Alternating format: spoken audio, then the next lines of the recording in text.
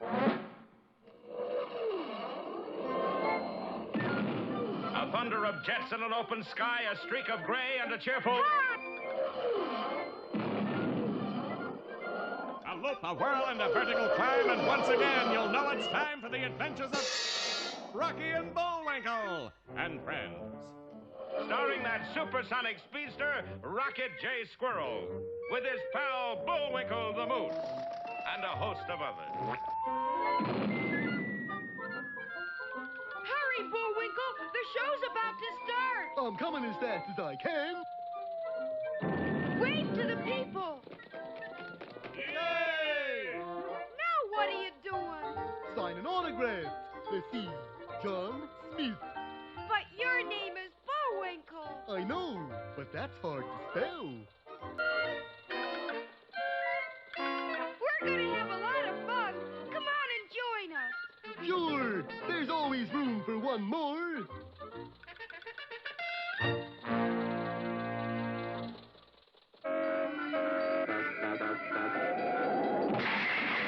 Our story opens today in the post office at Frostbite Falls, Minnesota, a tiny Northwoods hamlet with a total population of 48. Of course, that's during the summer rush. This is the postmaster, James J. Nearly, sorting the mail. Here is the pigeonhole belonging to the town's most illustrious citizen, Rocket J. Squirrel. Next to it, the pigeonhole belonging to his pal, Bullwinkle Moose. And next to that, the pigeonhole belonging to... well, who are you? What else? I'm a pigeon. But it is the spot belonging to Bullwinkle that we're interested in. For going into it right now is a letter which will change the whole course of Rocky and Bullwinkle's lives. And if that's not a good beginning to a story, I don't know what is. Just then, the door swung open. Hi, Mr. Nearly. Any mail today? Well, I put your fan mail in those 2 sacks there, Rocky. Fine. Nothing for me, I suppose. Matter of fact, you do have one letter, Bullwinkle. I do? Now, who do I know that can write? Open it, Bullwinkle. It may be important. Oh, I wish you hadn't said that, Rock. Now I'm too nervous to open it. Okay, I will. It's from a New York law firm. That's pretty bad right there. My dear Mr. Moose, That's me, all right. this is to inform you that your Uncle Dewlap passed on last month. Uncle Dewlap. Gee, I'm sorry, Bullwinkle. Were you very close? I never heard of him. Says here he was your uncle twice removed. Twice removed? Once for vagrancy and once for loitering. I still never heard of him. He's left you an inheritance that... Oh, that Uncle Dewlap. You remember him now? Remember my favorite in-law? Oh, shame, Rock. What'd he leave me? Let's see. It's a mine. It's a yours. He was my uncle. No, he left you a mine. A claim to a mine. Hot diggity, where is it? Says here it's on the slopes of Mount Flatten. Mount Flatten? What's wrong with him? Hey, Mr. Nearly. Gee, he's really canceled. Mount Flatten must be a scary place. Who cares? I'm the proud owner of a genuine gold mine. Let's go find it. Bullwinkle dashed gleefully from the post office, followed by Rocky. Neither of the boys was aware of a skulking figure that silently slunk after them. Wait up, Bullwinkle. It doesn't say gold mine. Gold mine, diamond mine, who cares? But at that moment, a short way behind them, the sinister figure drew back its arm and a big knife flashed in the sunlight. Hey, be careful there. That's no way to treat a good knife. Bullwinkle, there's a message on it. 2 letters in one day, how about that? This one doesn't sound so good. To Moose it may concern. Keep away from Mount Flatten or you will die slowly, horribly. Signed, a friend. Well, that does it, Bullwinkle. It does? Yep. This letter means that mine must be worth an awful lot, and somebody's really going to try to keep us away from it. Yeah. Oh, well, we can always go back to being turnip ranchers. No, sir, Bullwinkle. We're going to go to Mount Flatten and claim that claim. I'm with you, Rock. Hand me my suitcase. Little did Bullwinkle know that inside his suitcase was a charge of TNT wired to go off as soon as he opened it. Well, will our hero's adventure stop before it even starts? And who or what is that mysterious knife-throwing stranger? Don't miss our next episode, Big Bomb at Frostbite Falls, or The Exploding Metropolis. Last time, you remember, Bullwinkle inherited a mine from his Uncle Dewlap. Nobody seemed to know what kind of mine it was, but somebody sure wanted to keep our boys away from it. But whoever it was didn't reckon on the determination of our heroes, for with more courage than brains, they started to pack. Nobody's gonna scare us, eh, Bullwinkle? No, not you anyways, Rock. Besides, what can happen to us here in our own little home sweet home? But unbeknownst to Bullwinkle, a can of TNT had been placed inside his suitcase, wire to go off as soon as he opened it. And a little way from the house, a mysterious figure seemed to be waiting for the explosion. Come on, Bullwinkle, I'm almost packed. In a second, Rock. I can't get this catch undone. Here, try this screwdriver. Come on now, doggone it. But the boys fussed and fumed over the suitcase to no avail. Maybe if I just sort of kicked it a little. And with his mighty hoop, Bullwinkle booted the suitcase clear out of the window. Down the hill it went, and as it landed beside the skulking figure, the lid flew open. No, no! What was that, Rock? I'm not sure, but I think you need a new suitcase. Gee, I don't know my own strength. No, Bullwinkle. It must have been full of dynamite or something. Well, I always did get a big bang out of traveling. Dynamite. Yeah. Well, I know travel's supposed to be broadening, but this is ridiculous. A short while later, the intrepid adventurers were on their way. Little did they know that sharp eyes were watching them from a high vantage point. A few days later, they were speeding through some pretty desolate country. How do we know when we're getting there, Rock? Just follow the signpost, Bullwinkle, see? Mount Flatten, 10 miles. We're on the right road, Rock. Yeah, but we must be going too fast. Look, there's a motorcycle following us. Uh-oh. Pull over, Bullwinkle. The boys pulled to the side of the road, and Rocky got out to speak to the approaching officer, but the motorcycle did not slow down. Hey, that's no policeman, that's... Look out, Rocky! And the motorcycle roared right at our friends and then flashed past. What a crazy driver. Yeah, look at him, turning that corner on 2 wheels. Gee, that was close. Close? Look at my hoofs. What are those marks, Bullwinkle? Tire tracks, that's what. Well, it's all over, Bullwinkle. He must be miles away by now. But unbelievable though it may seem, Rocky was wrong. For just around the next curve, the motorcyclist had stopped and was changing the road sign, removing one that pointed to a secret military reservation and putting up one that said, "This way to Mount Flatten." Then he hid quickly as our heroes approached. Bullwinkle, we turn here. Right, Rock. And our heroes blithely rode straight into frightful danger. Oh, what foul fiend could do a trick like that? What venal villain? What perfidious scoundrel? Allow me to introduce myself. Boris Badenov at your service. Yes, it was true. The mysterious stranger was Boris Badenov, the world's lowest snake in the grass. Please, no more compliments. You'll turn my pretty hair. Meanwhile, our heroes, all unknowing, bounced along the road of a top-secret military reservation. Hey, we're almost there, Rock. How do you know? Look at that sign. Watch out for mines. Yeah, there must be a lot of them besides ours. I don't think it means that kind of mines, Bullwinkle. Well, this time Rocky was right, for at that moment the boys were driving over a field of highly explosive landmines, which were buried a few inches under the ground and ready to go off from the slightest pressure. You'll be here next time, won't you? For The Road to Ruin or Mine Over Matter. Well, our heroes have been tricked into making a detour on their way to Mount Flatten to find Bullwinkle's mine. Their nemesis is, who else, that fiend in human form, Boris Badenov. Ah, but remember, a fiend in need is a fiend indeed. Now Rocky and Bullwinkle are bouncing along through a top-secret military reservation. Sure, a lot of billboards on this road. I can't see the view. Suddenly, Rocky came to a dreadful conclusion. Bullwinkle, we're in the middle of a minefield. Hot diggy! We better stop. Yeah, let's start digging. No, Bullwinkle, I mean landmines. You were expecting water mines? Oh, that's a good one. Water... Boy, they got pretty noisy dirt in these parts. I've been trying to tell you, a landmine is kind of an underground bomb. Oh, And we're surrounded by them. then I guess I won't need the old shovel. Oh, boy, 2 explosions. That should do the dirty trick. Well, cheerio. I'm off to Mount Flatten. We're off, darling. What you are doing here, sweetheart? Keeping you from stealing Moose's mine all for yourself, darling. Who, me? Honey, pumpkin. Would I double-crossing on partner? You tell me. Yes, I would. Okay. And the two villains zoomed off to jump Bullwinkle's claim to his Uncle Dewlap's mine. But are you sure Moose and Squirrel won't bother us? I send them into minefield, Natasha. Listen. Beautiful music. Dangerous landmines. Which way now, Rock? Gee, I don't know, Bullwinkle. Then let's toss a coin. Okay, heads we go north, tails we go south. Looks more like we go west. But Rocky and Bullwinkle weren't the only ones worried about their plight, for all over the area, people were listening to the explosions. What do you figure it is, Slim? Thunder, reckon. Thunder?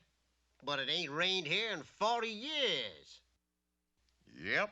I figure rain's just about due. In a nearby Indian village, the people flocked to their medicine man to find the reason for the noises from the sky. Oh, our who never sleep is great money too angry. Ugh, maybe, but more likely as a shockwave produced by an aircraft at a velocity greater than that of sound. I dig him. He says it's probably sonic boom. And at a secret launching pad headquarters in the middle of the desert, there was general consternation and his staff of missile experts. Gentlemen, this is the most top-secret hush-hush base in the whole country, right? Yes, General. Well, listen. Does that sound hush-hush to you? No, General. Radar shows there are two nitwits wandering around in the minefields. They must be silenced. Yes, General. And I don't care how. Yes, General. And so, in just a few minutes, two huge steel monsters rumbled toward our friends, their guns ready to blast them sky high. Uh-oh. What are they, Rock? Tanks, Bullwinkle. I said tanks, Bullwinkle. Oh, do I have to say it? You better. Our time is running out. Okay. You're welcome. Too late. Be sure to see our next episode, Two Flying Ghosts or High Spirits. Well, happy days are here again for Boris and Natasha. Boris sent Rocky and Bullwinkle into a secret missile base where they immediately ran into a minefield. Then there was general consternation and his staff, who sent a couple of tanks out to investigate intruders. The two tanks ground to a stop at the edge of the minefield. Then suddenly a loudspeaker blared. This is Major Hardrock of the Intruder Disposal Corps. You are to leave this area immediately. But we can't. We're surrounded by landmines. Yeah, and they go off real easy, too. Why, if we was to just step over there... See what I mean? Very well. This means we must use the Intruder Disposal Unit M3. What do you suppose that M3 unit is, Bullwinkle? I don't know, but I don't like the sound of that word disposal. Then the turrets of the tanks slowly opened. Hokey smoke, Bullwinkle, look at that. I didn't think I'd like it. Yes, an enormous mechanical hand emerged from the tank and firmly clutched our heroes in its iron grip. Now what do you suppose happens? The boys soon found out, for at that moment a huge mechanical foot also made its appearance. Now I know what they mean by disposal. Fire two! And our heroes went sailing through the air. Meanwhile, out on the highway, Boris and Natasha sped along on their motorcycle. Won't be long, Natasha. We'll be at Mount Flatten. You sure Moose and Squirrel won't show up unexpectedly? I'm absolutely positive. By now they've been blown into itsy little bits. They're goners, kaput, all finished. Then who is that we just passed? Ghosts! Must have been ghosts. Hitchhiking? And Boris quickly pulled the motorcycle to a halt. What are you going to do now, Boris? You couldn't guess, Natasha? Me, world's #1 villain, cold-blooded, nerves of steel? What would I do? What? I cry like baby. Boris. And while Boris tried to drain the tears out of his goggles, Rocky and Bullwinkle were still trying to hitch a ride to Mount Flatten. Hey, how about it? Can you give us a... Gee, we could be stranded here from now on, Bullwinkle. Well, I'll stop the next car, Rock. How? I'll just lie down here in the road is what. Hey, that's dangerous. Tut, tut, Rocket. Who in the world would ever run over somebody laying in the middle of the road? Well, now we know who. But it seemed the driver of that large limousine had seen Bullwinkle, for the car stopped and began to back up. Looks like he's coming back for another crack at you, Bullwinkle. Now that is going a little too far. Hey, he's stopping. I told you it'd work. Gee, this is awful nice of you, Mr. He's probably shy, Rocky. Let's just get in. Our heroes did get into the limousine, and it started off down the road. It's a little warm in here, Bullwinkle. Let's roll down a window. Okay, Rock.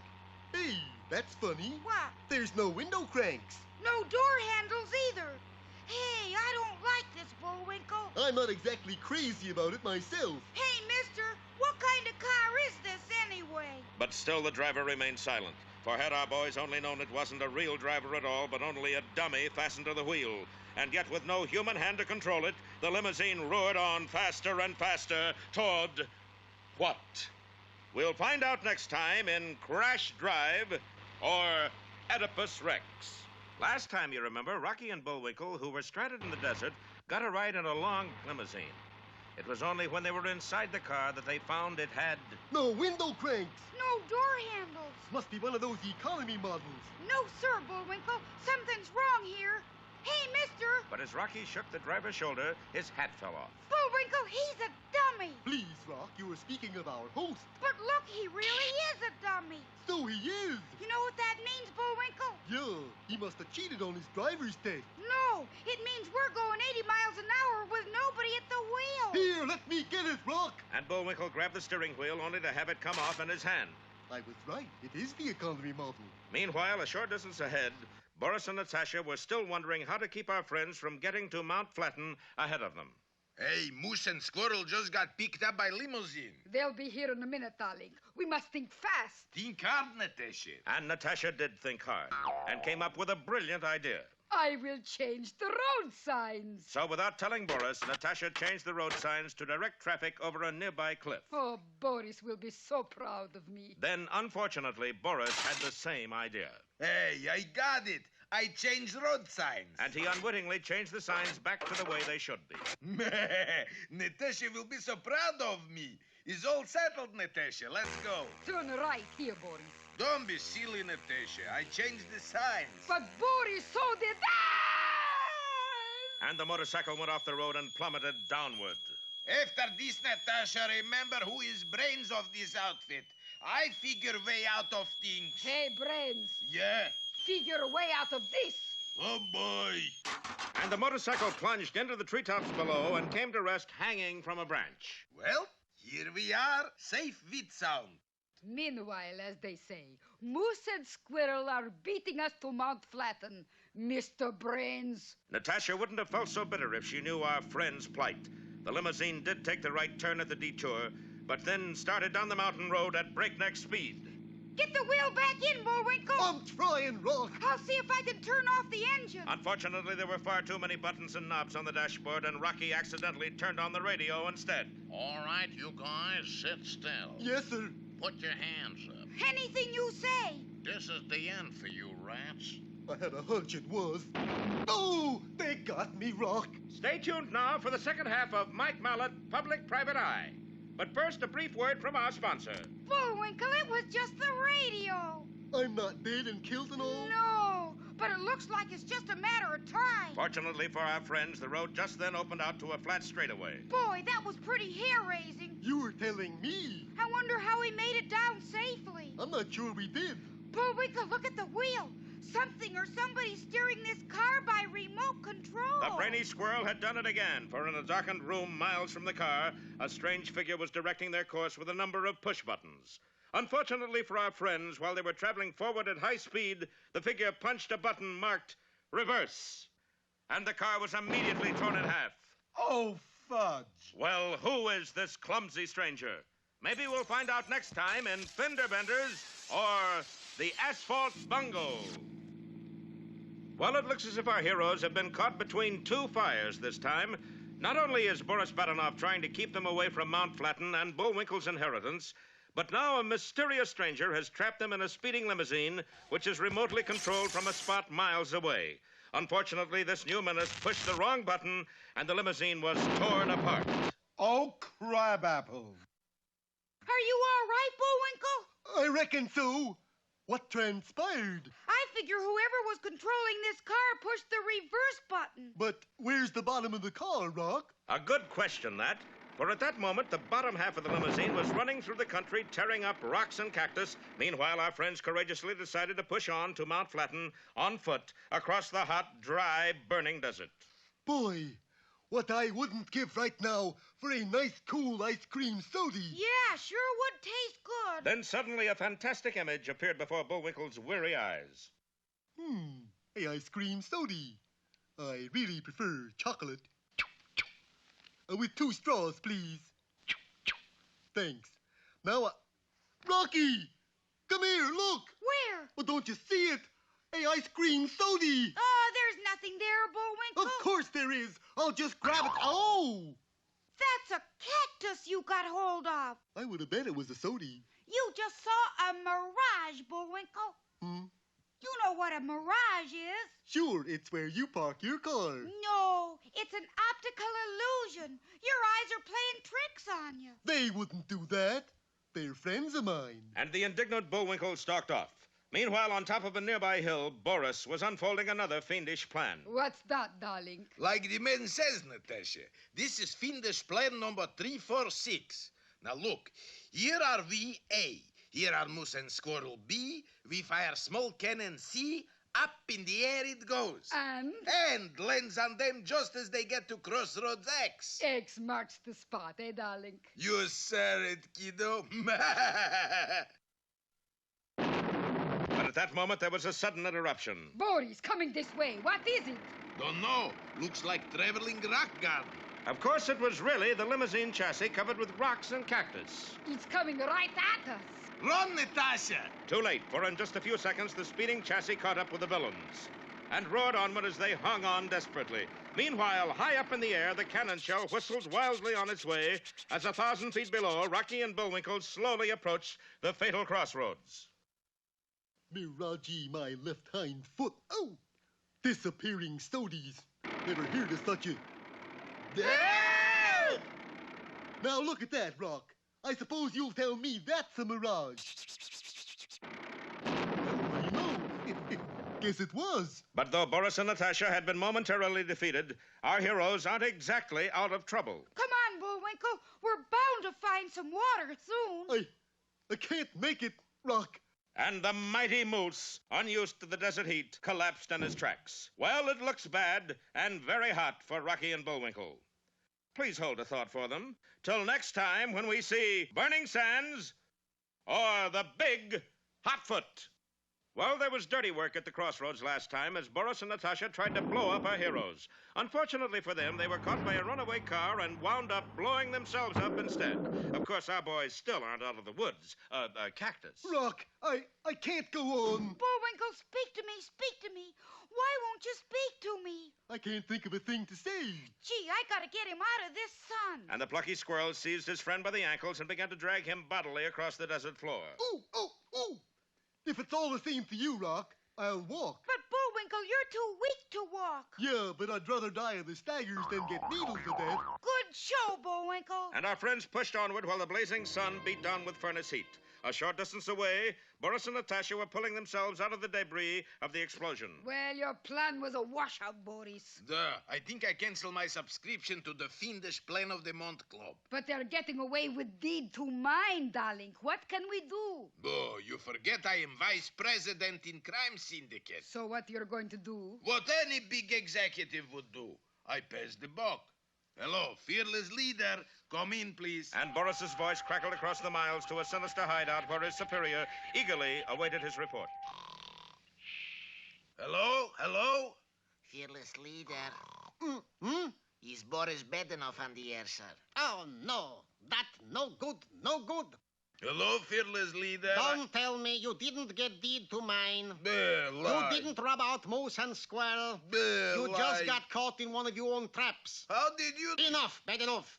Either get results soon or join our most exclusive society. Yeah? What's that? Ex-Vice President's Club. What he say, darling? He passed buck right back to me. Meanwhile, our heroes were just about at the end of their tether. Courage, Bullwinkle. Just a little bit farther. But I'm so thirsty. Feels like my mouth is full of lint. If we just had some water. Water. I'd give anything I got for a drink of water. My money, my house, even the deed to Uncle Dewlap's mine. Water boy, where was I hiding? Hokey Smoke, who are you? Allow me to introduce myself, Sahib. Gonga Drain, professional Indian type water boy. Well, how much is your water? Oh, got all prices. You buy by the drop, sip, swig, or gulp. How much for a king-size guzzle? Oh, for that it costs 1 deed to mine. Sounds great. Will you drink it here or take it home? Well, Now, wait a minute, Mr. Drain. Just call me Gonga. How did you know we had a deed to a mine? Well, I don't think you ought to do it, Bullwinkle. Anyway, those prices seem awful high. But I got big overhead. No, some other time, maybe. Yeah, see us next time we're dying of thirst. Well, to show there is no hard feeling, I give you free of charge Gunga Drain souvenir. Souvenir? What is it? This delightful little pet you should wear on your lapel. Changes color when you put it on things. Oh, yeah, I hear to them. They're called camellias. Chameleons, Bullwinkle. Yeah, cute little fellers, aren't they? But they really weren't chameleons at all, but deadly, poisonous scorpions. Well, will these little stingers do Boris's dirty work for him? Be with us next time for Death in the Desert or A Place in the Sun.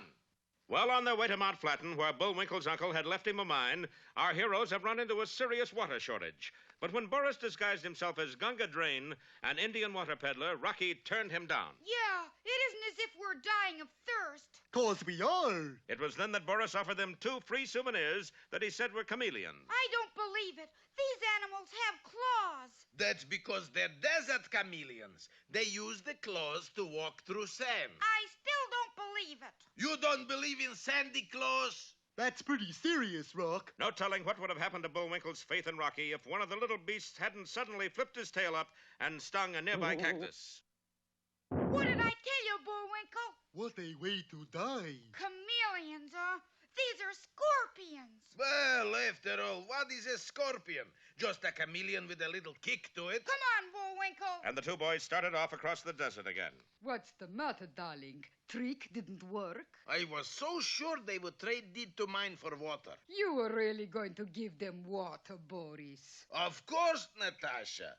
This water, all they could drink, see? And as Boris poured a little of the clear liquid into a cup, the cup dissolved. His little invention of my own for reducing. Reducing? Gets rid of ugly fat. People. Deeper into the blazing desert, our heroes staggered. Little did they know that high above them in an air-conditioned helicopter, a mysterious figure was watching them. Suddenly, the helicopter began to descend toward our heroes. Meanwhile, 1,000 feet below... Did you ever get the funny feeling that you were being followed, Bullwinkle? Yeah, and we are. Get out of here, you buzzards. But just then, a shadow fell over our friend. Must be a cloud in the... Hey!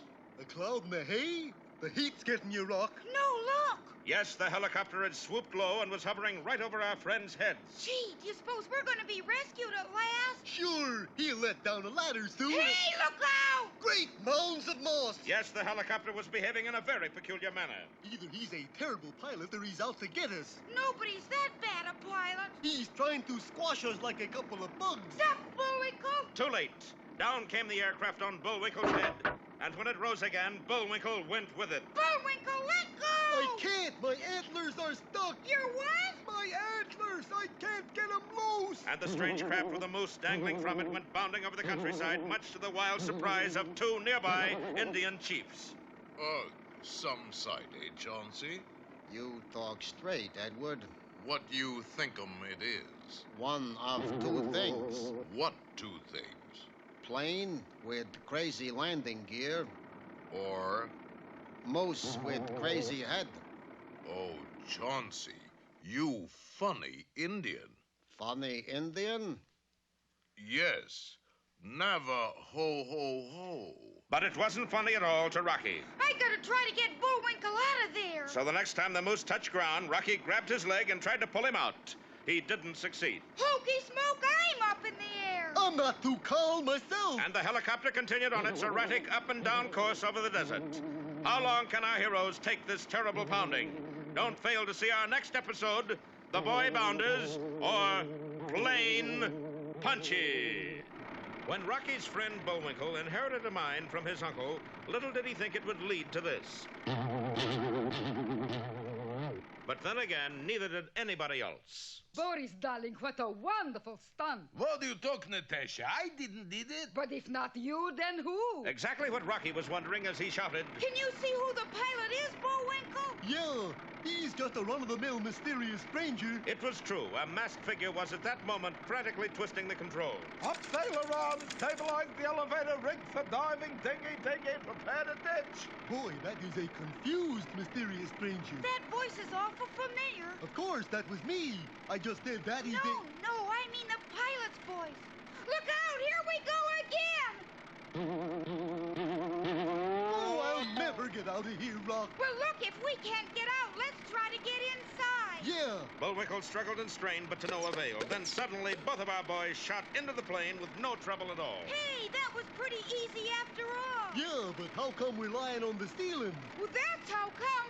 Look down at the ground. Golly, Rock, it's gone. Yeah, but now look up. The sky, it's full of worlds. Don't you get it, Bullwinkle? We're flying upside down. Well, then they better get the picture turned around. Ooh, that's more like it. Not very much, Bullwinkle. We're falling. Hey, Mr. Pilot, we're gonna crash. You know something? I had a hunch we would. That voice, where have I... At that moment, a gust of wind lifted the pilot's mask. Bullwinkle, it's Captain Peter Peachfuzz. The world's worst sailor? You wasn't supposed to guess. Grab the wheel, Rock. It's our only chance. And the plucky squirrel struggled to right the capsized helicopter, but the force of gravity pulled it lower and lower as it flew over sagebrush and cactus. Come on, Rocky! Come on, gravity! But sure enough, under Rocky's skillful handling, the plane righted itself and zoomed upward. Boy, that was too close for comfort. Yeah, too close for me, too. You okay, Captain Peachfuzz? Of course, Rocky, but I do wish you'd turn the lights on. But it's daylight, Captain. I can't see a thing. Of course not. You've got this mask on backwards. Boy, they don't call him Wrong Way Peachfuzz for nothing. You mean they gotta pay? What in the world are you doing in that outfit, Captain? Can't you tell?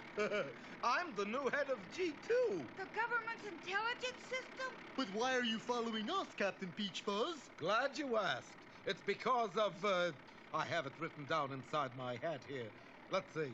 Oh, yes, it's because of J.B. Stetson. No, that's the wrong label. Oh, of course it is. It's because of Bullwinkle's mine. What about it? It's just vital to our defense, is all. How come that? I'll tell you in one word. Yes? Upsidaisium. Upsidaisium? Shh, not so loud. So you see, we must get to that mine quickly. Full speed a splurg, a glig, a fnig, a robe, a dig. Full speed ahead! But true to his nature, Captain Peachfuzz reached for the wrong lever, and when he pulled it, the helicopter's rotating blades flew off into space, and the stricken craft plunged earthward. Well, it looks as if Rocky and Bullwinkle have a real wrong-way problem on their hands.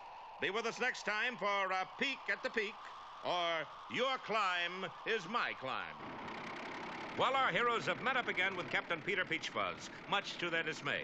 For in trying to land his helicopter, the good captain pulled the wrong lever and the blades flew off into space. After that, the helicopter dropped like a stone toward the desert floor. You better bail out, Captain. I didn't know we were leaking. No, I mean you better parachute. A moment later, our friends left the stricken aircraft, and while Rocky zoomed lightly through space, 2 parachutes blossomed on the desert sky. Unfortunately, the captain had put his on upside down. He descended in a rather unorthodox way. As a result, all manner of things, money and papers, began to rain from his pockets. Get them, Rocky, get them!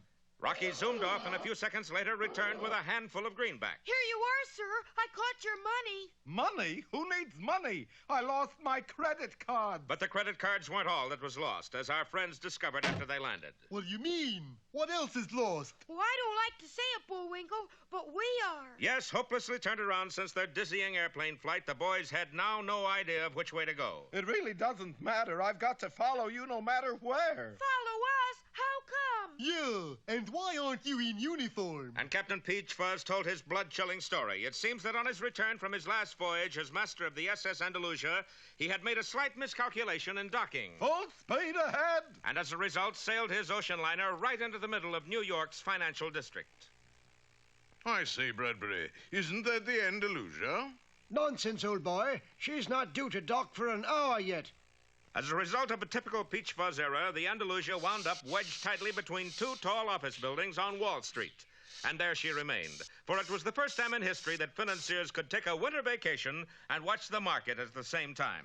I see the barometer's down 2 points. Yes, and so is universal spleen. Matter of fact, the Andalusia became so popular that she was given an address 17.5 Wall Street, and to this day is a trusted member of the financial community. Besides being the only banking firm with portholes. Well, that was fun for New Yorkers, but of course the end of Captain Peachfuzz's sailing. For one day, he was piped over the side by the board of directors and summoned to a meeting of the U.S. Maritime Commission. Congratulations, Peachfuzz. You have been promoted to Q2.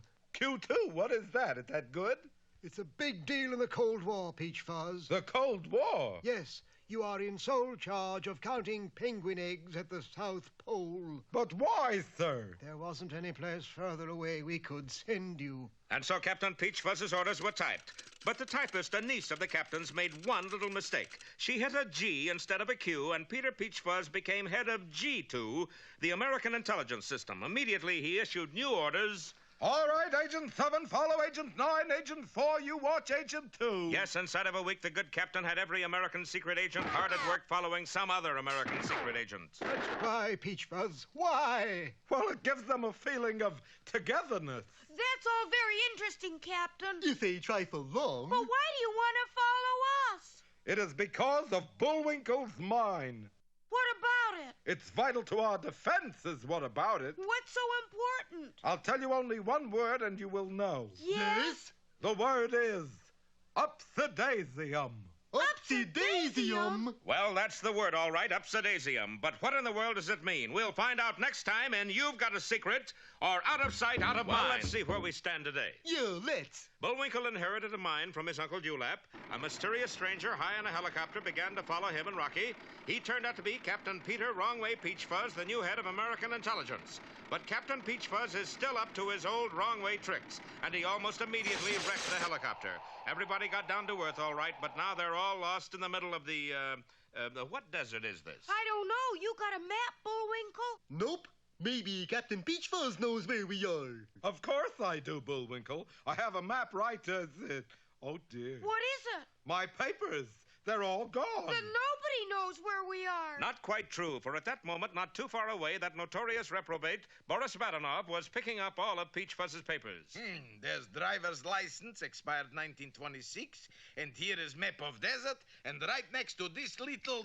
Who boy? What kind little who boy is that, darling? Natasha Honeybun, we hit jackpot. Is deed to Moose's mine? Better yet, is Peachfuzz's identity card. You collecting autographs? You don't understand. Peachfuzz is head of G2. So? So, I merely change picture like this, and behold, the new head of G2. Oh, I can see it now, Natasha. Secret agents bring me reports. I sell them direct to consumers, no middlemen. I retail books full of secret information, $100 each. Pocket editions, 25 cents. Eventually, I set up discount houses for spies all over the world. Money will roll in, millions. Then I'll have to do bookkeeping, add up thousands of figures, work late at night, figure payroll deductions, pay income tax, profits, tax. Phew, it isn't worth it. Okay, but how do we get deed to Moose's mine? Ah, you forget, Natasha. They are lost. We have map. We trade. But won't they be suspicious of you? Ha ha, silly girl. And so, just a little while later... Gee, if we could only find somebody who knows this area, somebody who lives here. Allow me to introduce myself. Who in the wide, warm world are you? Abu Ben Boris, wealthy desert chief at your service. Abu Ben Boris? Ah, you've heard of me. Yeah. Didn't your name lead all the rest one time? That's me. And this is Fatima, queen of the harem. But you're Arabs. What did you expect to find in Arabia, darling? Arabia? Then this desert must be... Yes, the Sahara. Now, wait a minute. You said this is Arabia. The Sahara's in Africa. I bought it last week. They just delivered it. Boy, he must be rich. Come this way. And the wily Boris led them to a strange-looking tent in the middle of the burning sand. Keep your eyes open, Bullwinkle. This may be a trap. I'll be careful, Rock. But just then, Bullwinkle's sharp eyes spotted somebody in the distance. Hey, what's he doing here? What's who doing here? Him. He looks to me like a strictly American-type prospector. He's just mirage. Mirage? Of course, optical illusion.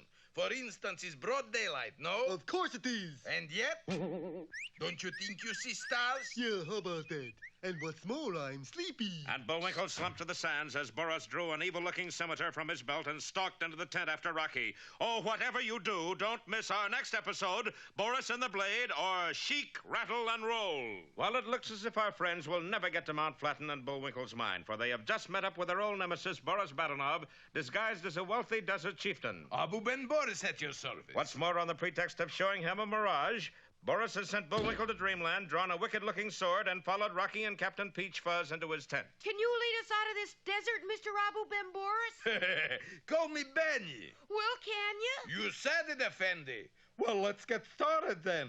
There's only one little hitch. What's that? You ready to pay? Pay?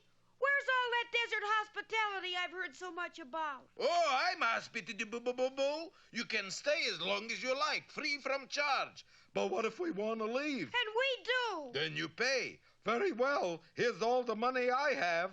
Money. Who needs money? We do, darling. Shut up your veil, Fatime. Well, what do you want?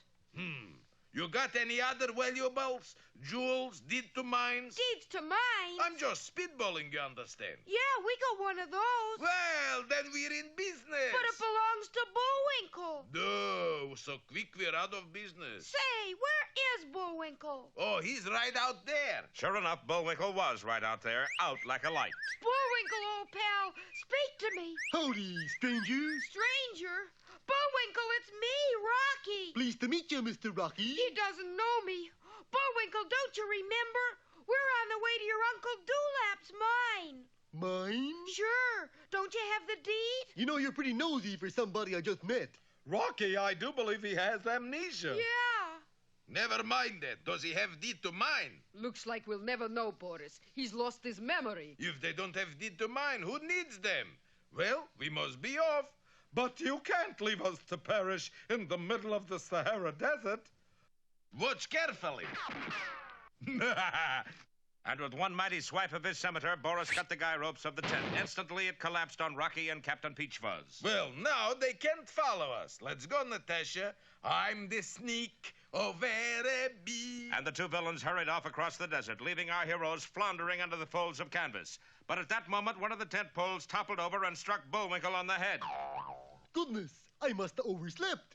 Hey, who's in there? It's us, Bullwinkle. Get us out. With a surge of mighty moose muscle, Bullwinkle lifted the whole tent up, and Rocky and Captain Peach Fuzz emerged, none the worse for wear. Hiya, Rock. Bullwinkle, you recognize me. You got your memory back. Your mind isn't a blank anymore. Well, let's not go overboard, Rocky. I knew we shouldn't have trusted those two. You know, I bet they weren't Arabs at all. They were just after the deed to your uncle's Upsidaisium mine. Yeah. Where is the deed, Bullwinkle? Where I always put things for safekeeping. Where's that? Behind my left antler. Hooray! You got the deed that they were after. Now let's follow their footsteps out of this desert. And a hearty little band began to follow Boris and Natasha's footprints in the sands of crime.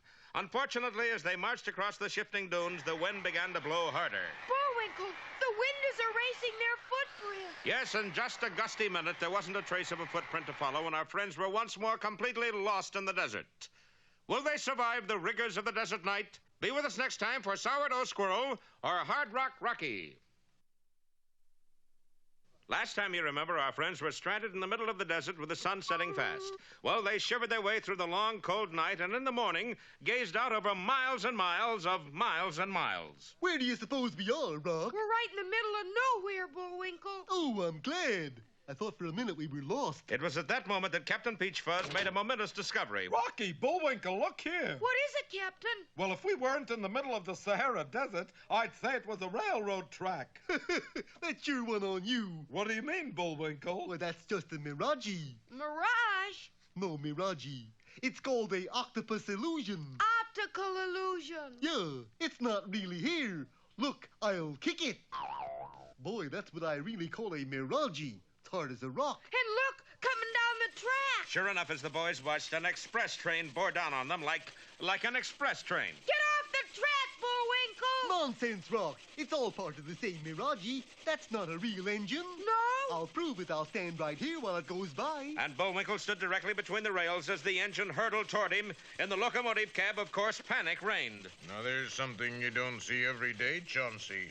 What's that, Edgar? A moose waving at us from the tracks. Oh, I don't know, Edgar. Mooses are always pretty friendly. No, I guess you're right. I'll toot back. Boy, that sure looks like a real train to me, Bullwinkle. Come to think of it, I never did hear of a mirage with a whistle. Look out, Bullwinkle! And Rocky launched himself through the air and at the last possible instant knocked Bullwinkle out of the way. Gee, that was close. Yeah, they don't make mirages like they used to. Halt! Halt, I say! We must stop that train, Rocky. It's the only way we'll get out of this desert. Right. Bullwinkle, if you'll give me a little altitude, I'll try to catch it. Okay, Rock. And as Captain Peach Fuzz watched in amazement, Rocky held himself rigid and Bullwinkle picked him up like a javelin. Put my little weight there, Rock. Then Bullwinkle took a short run and with a mighty heave tossed Rocky high into the air. As soon as he gained enough altitude, the plucky flying squirrel headed downward straight for the speeding train. I tell you, that boy is a flying fool. Rocky drew up even with the locomotive and tried to fly into the cab. Unfortunately, he misjudged his distance a trifle and flew right through. Hey! Did you see what I saw, Chauncey? I hope not, Edgar. It looked like a flying squirrel. Hey! Stop the train! You know what, Chauncey? I think we've been on this run too long. How's that, Edgar? If the squirrels have started following us, Yes. we must be nuts. Right. Ta-ta, Edgar. Bye-bye, Chauncey. And the two terrified engineers leaped from the cab of the speeding locomotive. Golly, looks like I got here just in time. Rocky threw the brakes on hard and the train ground to a halt.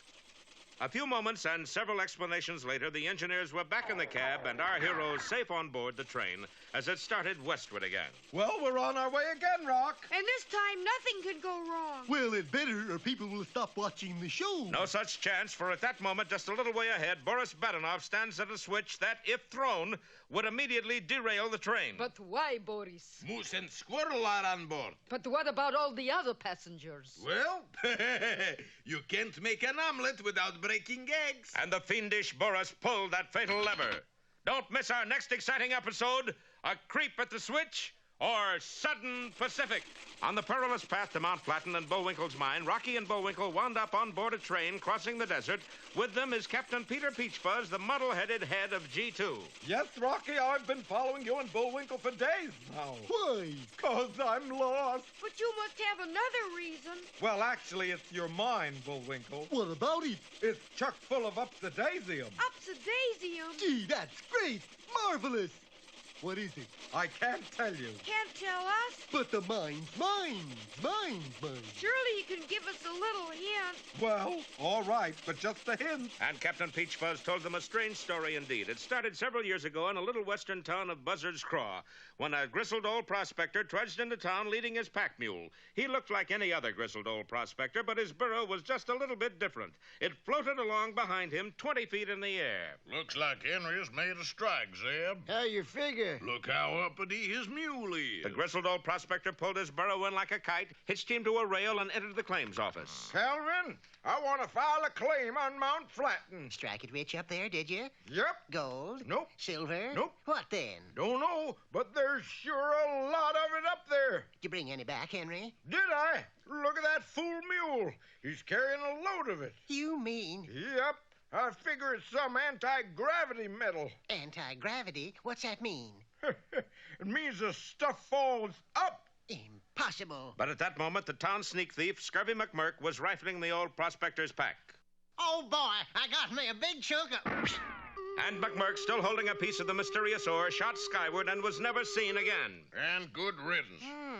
We better send that stuff to the assay office in Durango. And a few days later at the assay office, the chief assayer, Dr. Sebastian Flegel, held a press conference. Gentlemen, in this heavy chest we have the world's first anti-gravity metal. Down, boy. Scientists call it a phosphoric butyl eshahedron of axium disulfide. We call it Upsidaisium. Upsidaisium?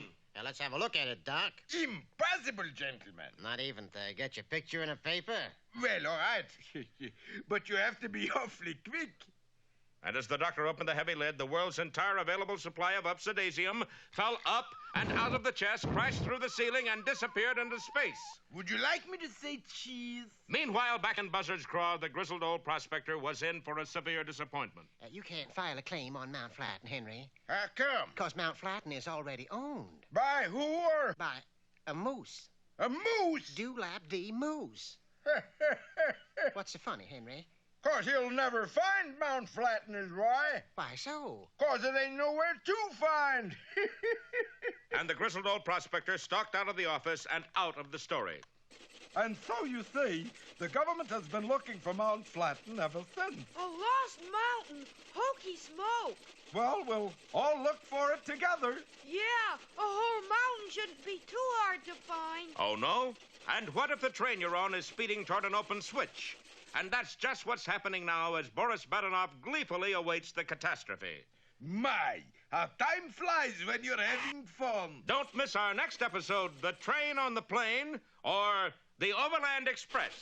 Last time our heroes learned from Captain Peter Peachfuzz, the new head of G2, the strange story of Upsidaisium, discovered on the slopes of Mount Flatten by an old prospector. This fabulous anti-gravity metal had set scientists on their ears until the entire world's supply had been lost by accident.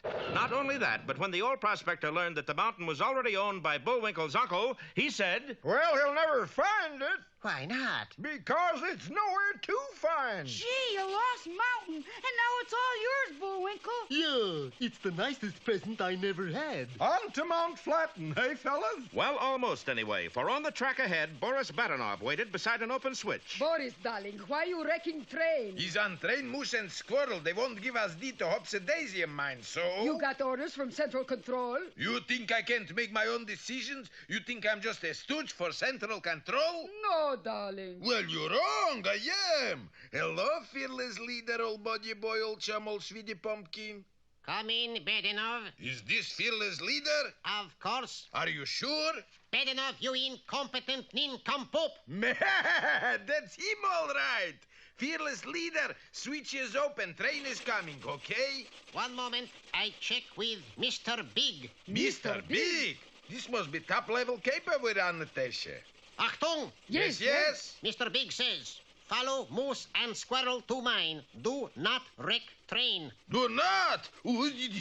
Quick, Natasha, pull switch back. He's stuck, darling. I can't. And the two villains tugged vainly at the switch lever as the train drew nearer and nearer. No use, Boris. It won't work. Natasha, we got to stop train. And Boris dashed up the track toward the onrushing locomotive. Hey, stop! Track is out! Yoo-hoo! Stop the train! Wait! Oh, boy!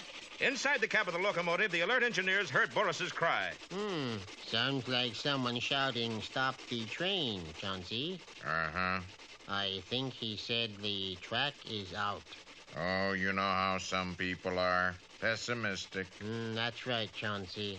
Let's see, did I discard or not? Fortunately for everybody concerned, somebody else heard Boris's bellows. Hey, there's someone standing on the tracks waving a red cloth. Must be practicing to be a bullfighter. No, that's a warning to stop. But we're not stopping. Well, there's one way to fix that. Pull the emergency cord, Bullwinkle. And Bullwinkle did just that. Instantly, the brakes went on, the wheels locked, and the passengers went flying.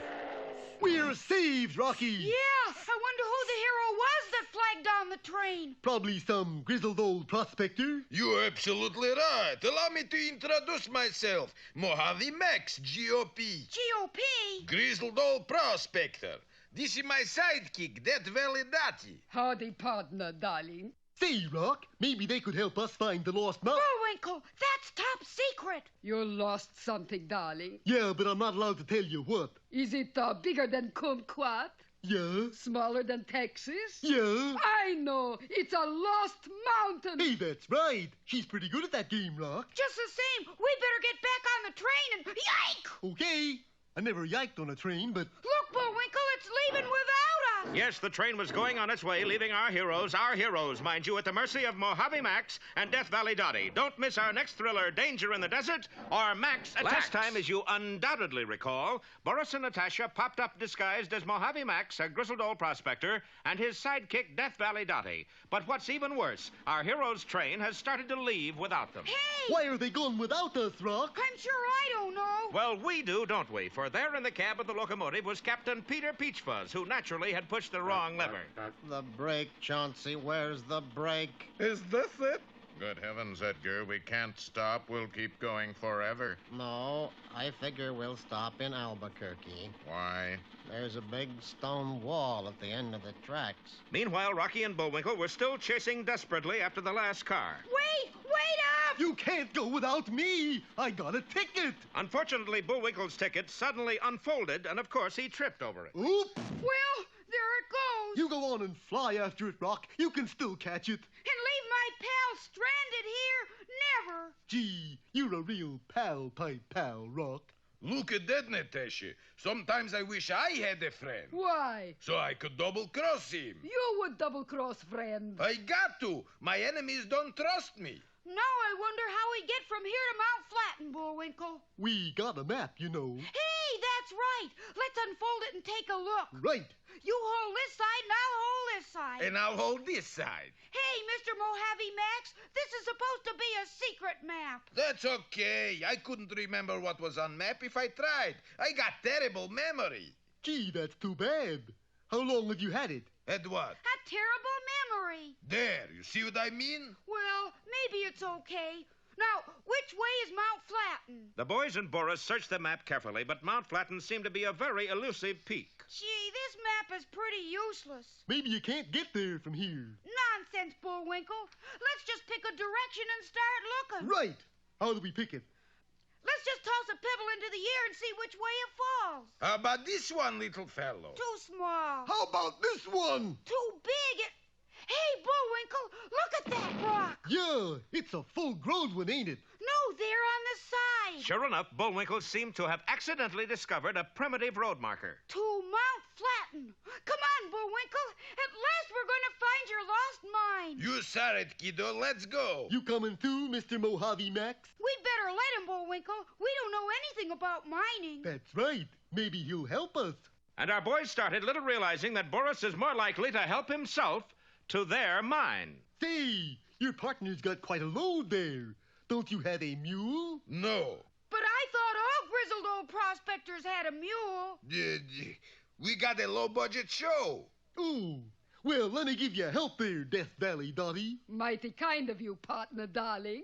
Hey, there's another direction marker. We're going the right way, all right. And there's another one right up there. Oh, boy, we're getting closer, Natasha. But as they drew near the last marker, the boys made a horrifying discovery. Bullwinkle, the arrow's pointing back the way we came. You mean we missed it? We must have. But looky, there's no mountain anywhere around here. Well, whoever said Mount Flatten was a lost mountain apparently wasn't kidding.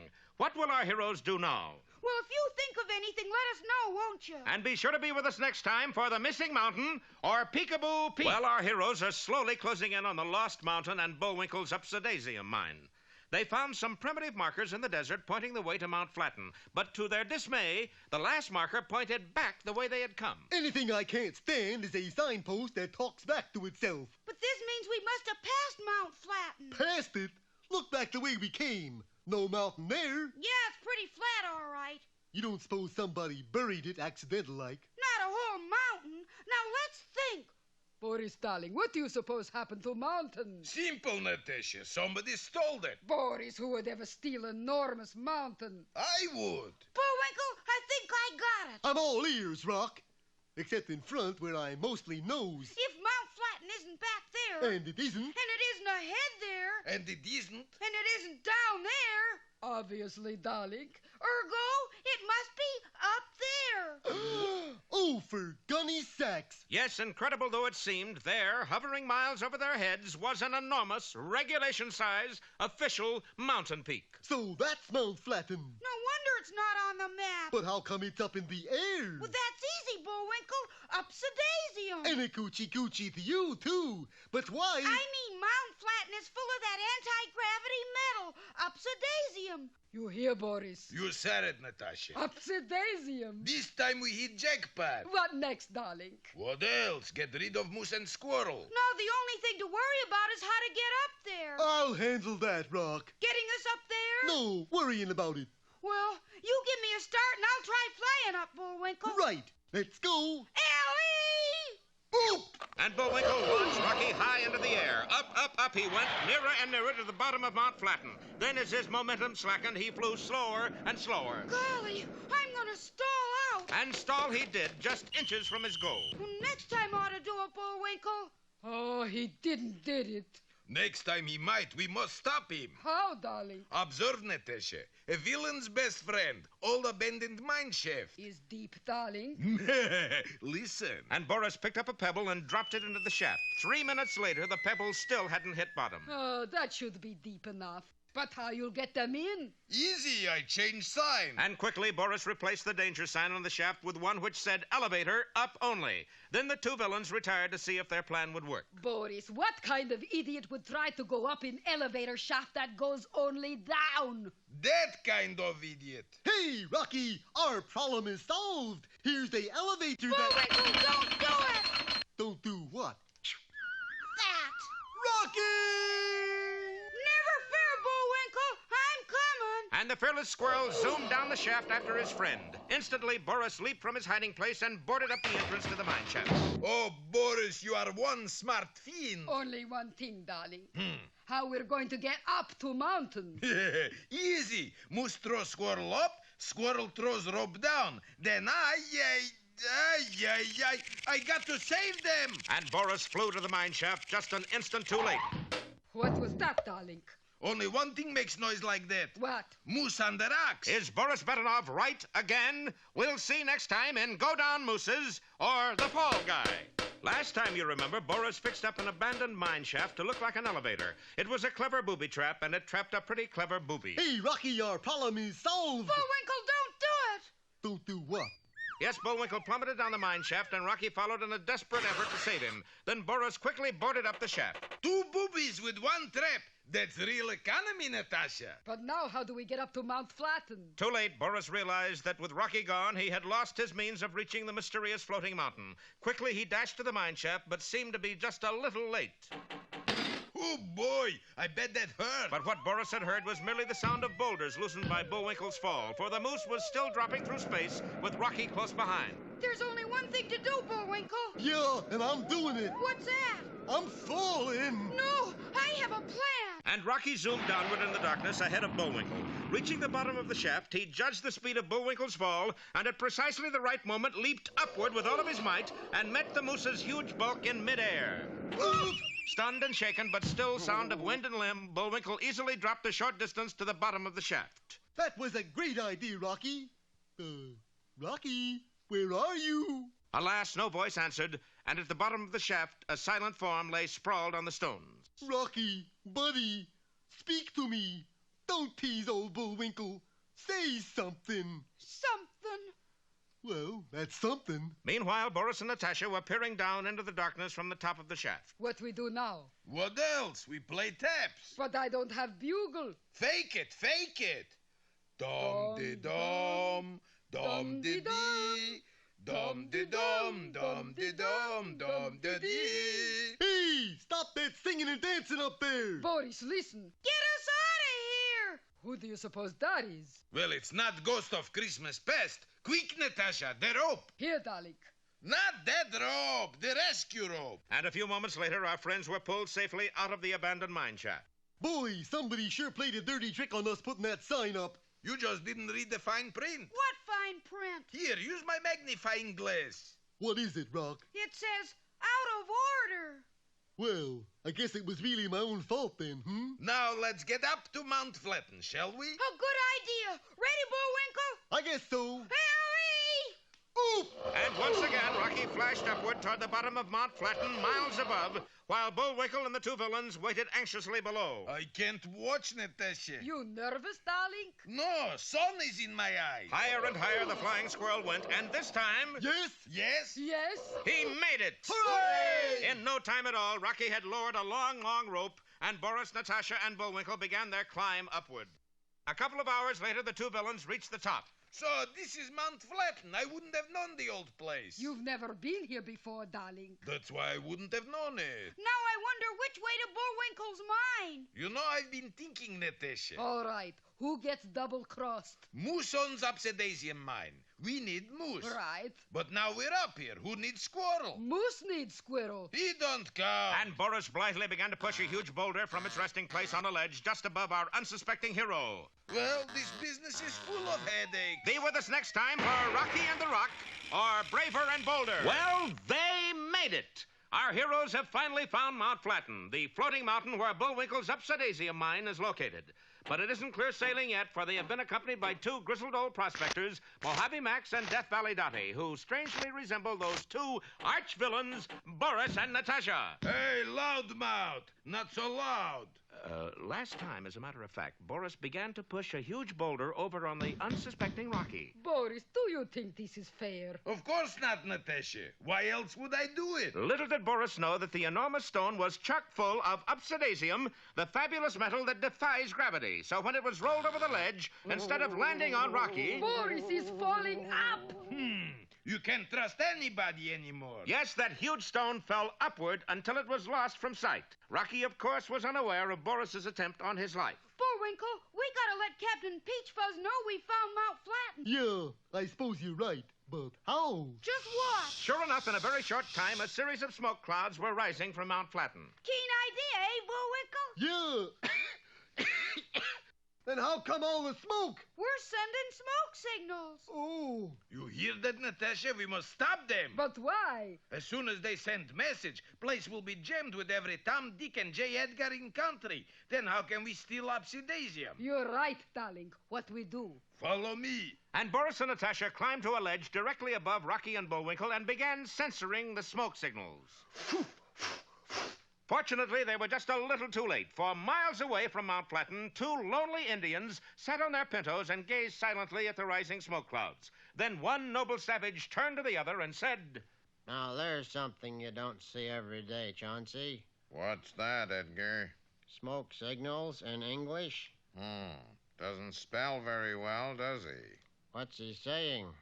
Oh, just some nonsense about a floating mountain full of Upsidaisium and... Upsidaisium. Last one back to the teepee is a blunt arrow. And the two Indians galloped off to see their medicine man. All right, stick 'em out, tongue. Say how. How? Don't get up, Doc. Just came in to use the phone. In a flash, the word spread all over the country. X-ray! Squirrel discovers floating peak! Upsidaisium, new national resource, anti-gravity discovery rocks nation. In no time at all, Upsidaisium, the anti-gravity metal, had become the most sought-after metal in the world. Think, gentlemen, of what an anti-gravity substance will mean. Upsidaisium vacuum cleaners for lighter housework. Upsidaisium autos save on tire repair. Upsidaisium soap! A facelift with every lather. Even the children caught the Upsidaisium fever. London Bridge is falling up, falling up, falling up. Soon the entire country knew about Rocky and Bullwinkle's sensational discovery. Back at Mount Flatten, our friends were surprised to find that they'd become quite a tourist attraction. They liked it. But Boris didn't. All those people looking at us, I feel like goldfish, an honest goldfish. How can we steal Upsidaisium with all those people staring? We can't, so we go them one better. How? We steal mountain. Well, this plan tops anything that Boris has done. You know my motto, never steal anything small. Don't miss our next episode, Mountain Mover, or Boris Sneaks a Peek. Last time, you remember, Rocky and Bullwinkle finally got to Mount Flatten and started looking for Bullwinkle's mine. Rocky wanted to notify Captain Peter Peachfuzz, head of the intelligence system, of their discovery. So he and Bullwinkle sent out smoke signals telling all. The news spread like wildfire. In no time at all, everybody in the country knew of their sensational discovery. Everybody but the man their message was aimed for, Captain Peter Peachfuzz. The reason?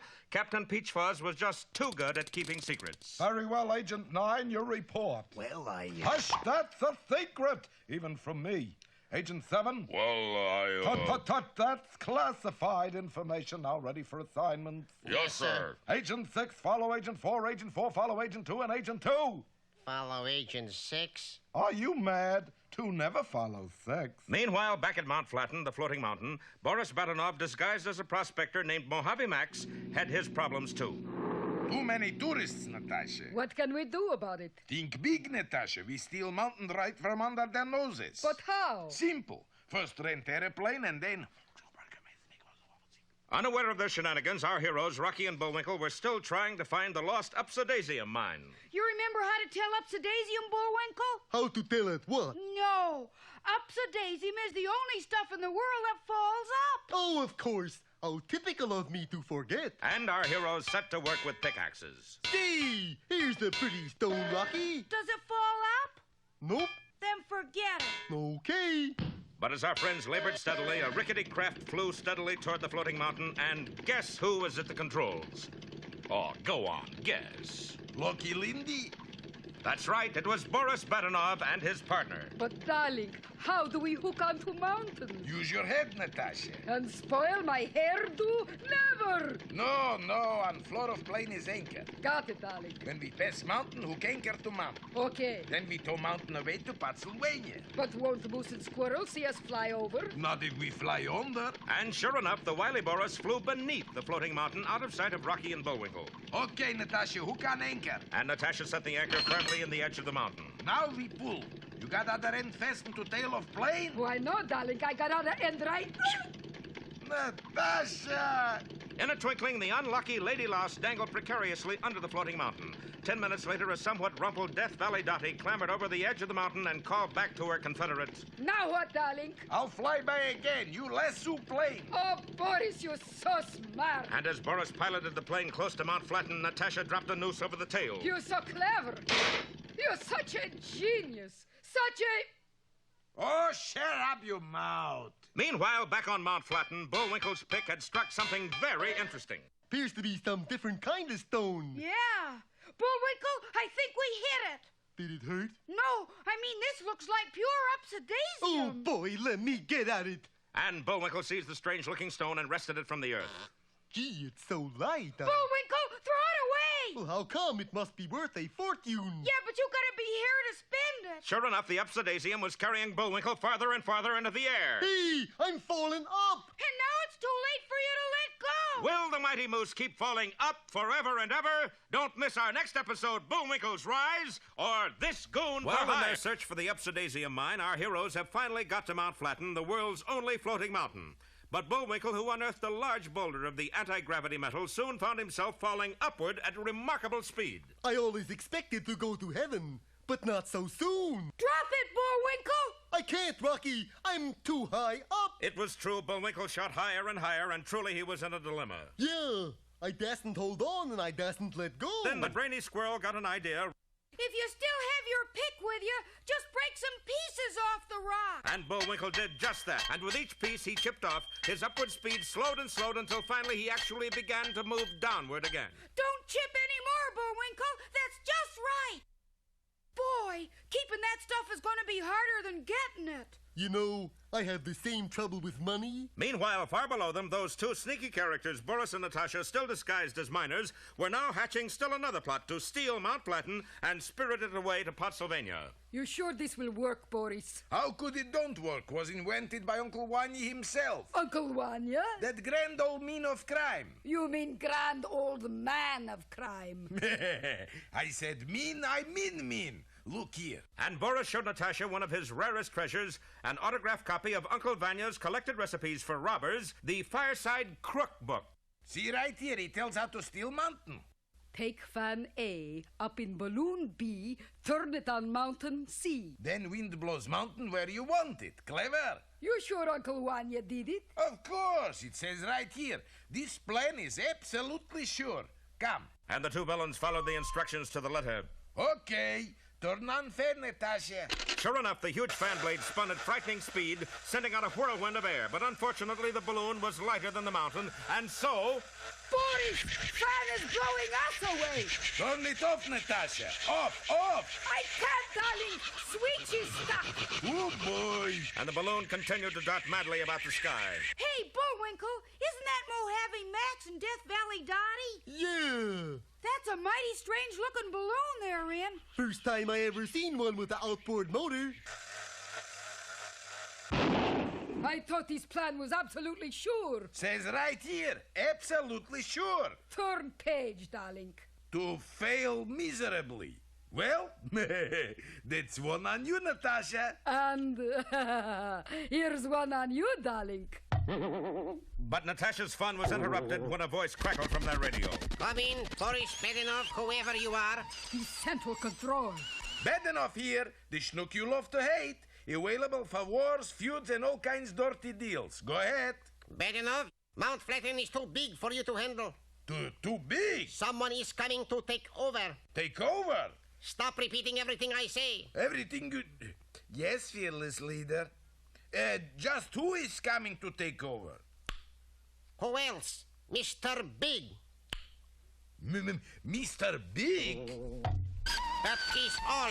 Over and out, Bedinov. He certainly is, darling. And at that very moment, a jet black jet is roaring toward Mount Flatten. Its passenger, Mr. Big. Be with us next time for Boris Bites Back or A Rebel Without a Pause. If you think you have troubles, just listen to this. Rocky and Bullwinkle have discovered a rich load of Upsidaisium on Mount Flatten, but because Upsidaisium falls up, they can't hang on to any of it. Besides that, Boris and Natasha are still going through the rogues' recipes and the Fireside Crookbook to discover a way to steal the whole floating mountain. And besides that, a deadly black jet is streaking their way bearing the sinister figure of Boris's boss, Mr. Big. And besides that... And besides that, the episode is half over already. We gotta figure out how to hold on to our Upsidaisium, Bullwinkle. Yeah, I know everything's going up these days, but this is just silly. We need somebody who knows all there is to know about mining. Hey, what about asking Mojave Max? Good idea, Bullwinkle. And our trusting heroes started off to find Mojave Max, who in reality was their worst enemy, Boris Badenov. Well, how ye be, partner? You find mine yet? Yep, and we need your help with it, Mr. Mac. What's the trouble? Well, this Upsidaisium stuff falls up. So? So what do we keep it in? That is problem. Let's take squint on mine. And our heroes led Boris and Natasha right to their Obsidiasium mine. This is main shaft? That's right. Then problem is simple. It is? Sure. You go to bottom of shaft and soon all your troubles will be over. Great. And our heroes began letting themselves down the mine elevator. That Mojave Max seems like a good sort. Yeah. A good sort of what? If Bullwinkle had only been at the top of the shaft, he would have known what. Boris, what you doing with crowbar? Well, I'm not barring cross on you, bum. Lend a hand. The two rascals rolled an enormous stone closer and closer to the shaft. And this rock falls down. D-O-U-N-E, down. Meanwhile, Rocky and Bullwinkle were dropping deeper and deeper into the mine. Sure got dark all of a sudden. Something must be blocking the sunlight. Uh-oh, it sure is. Looky. It's a great big rock coming down at us. Again? Rocky, do you suppose we're accident prone? No time to worry about that. Let go of the rope. But we'll fall. Sure. Our only chance is to stay ahead of that falling rock for as long as we can. And as Bullwinkle let go of the lift cable, the platform dropped faster and faster. Above them, the huge stone plummeted down like a... Like a stone? Like a stone. Are we gaining on it? It's about even, Bullwinkle. Good. Only one thing worries me. What's that? What happens when we get to the bottom of the shaft? I hate to think, Bullwinkle. We gotta figure out something, Rock. I don't want to wind up as a mess of moose butter. At the top of the shaft, Boris was feeling very proud of himself. Natasha, you ever have one of those days where everything is wrong? Yes. Isn't it wonderful? But Boris, darling, Mr. Big is coming. You're not nervous? Mr. Big, phooey. When that creepy joke gets here, Mount Flatten will be gone. Gone? Gone where? Gone with us. We hijack mountain. Boris, you going to double-cross Mr. Big? With moose and squirrel gone is easy. What kind schnook you take me for? I give up, Badinov. What kind? Boris, look there. That huge shadow on the rock. No, not that. Yes, that. It's Mr. Big. And meanwhile, our boys are just seconds away from complete disaster. Don't miss our next episode, Bullwinkle at the bottom, or Mishmash Moose. You remember that last time we left Boris and Natasha confronted by the sinister shadow of Mr. Big himself, while Rocky and Bullwinkle were plummeting down a mine shaft followed closely by an enormous boulder.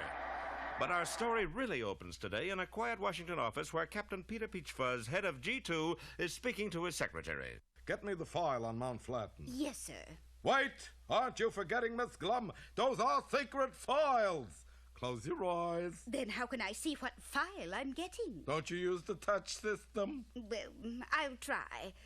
Let's see. It should be this drawer back about, You're peeking. Well, I'll just never find the information. Then how do I know what's going on? Don't you ever watch the Rocky show? Say, there's an idea. And the captain turned on a nearby set just in time to hear... You remember the last time we left Boris and Natasha confronted by the sinister shadow of Mr. Big himself, while Rocky and Bullwinkle are plummeting down a mine shaft followed closely by an enormous boulder.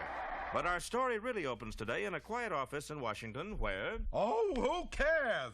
I've got to get up there. And in just a moment, Captain Peachfuzz was in a fast plane and headed straight for... The North Pole? Meanwhile, what about Rocky and Bullwinkle? Yeah, what about us? Bullwinkle, this is the longest mine shaft I ever fell down. Yeah, we ought to be through the whole mountain by now. Well, that mighty moose's intellect had done it again, for that mine shaft did go all the way through the mountain, and at that moment the platform shot out the underside of Mount Flatten and into thin air, followed, of course, by the huge boulder. I'll try to swing us out from under it, Bullwinkle. The plucky squirrel zoomed down from the platform, and then as it passed him, pushed it out from under the boulder.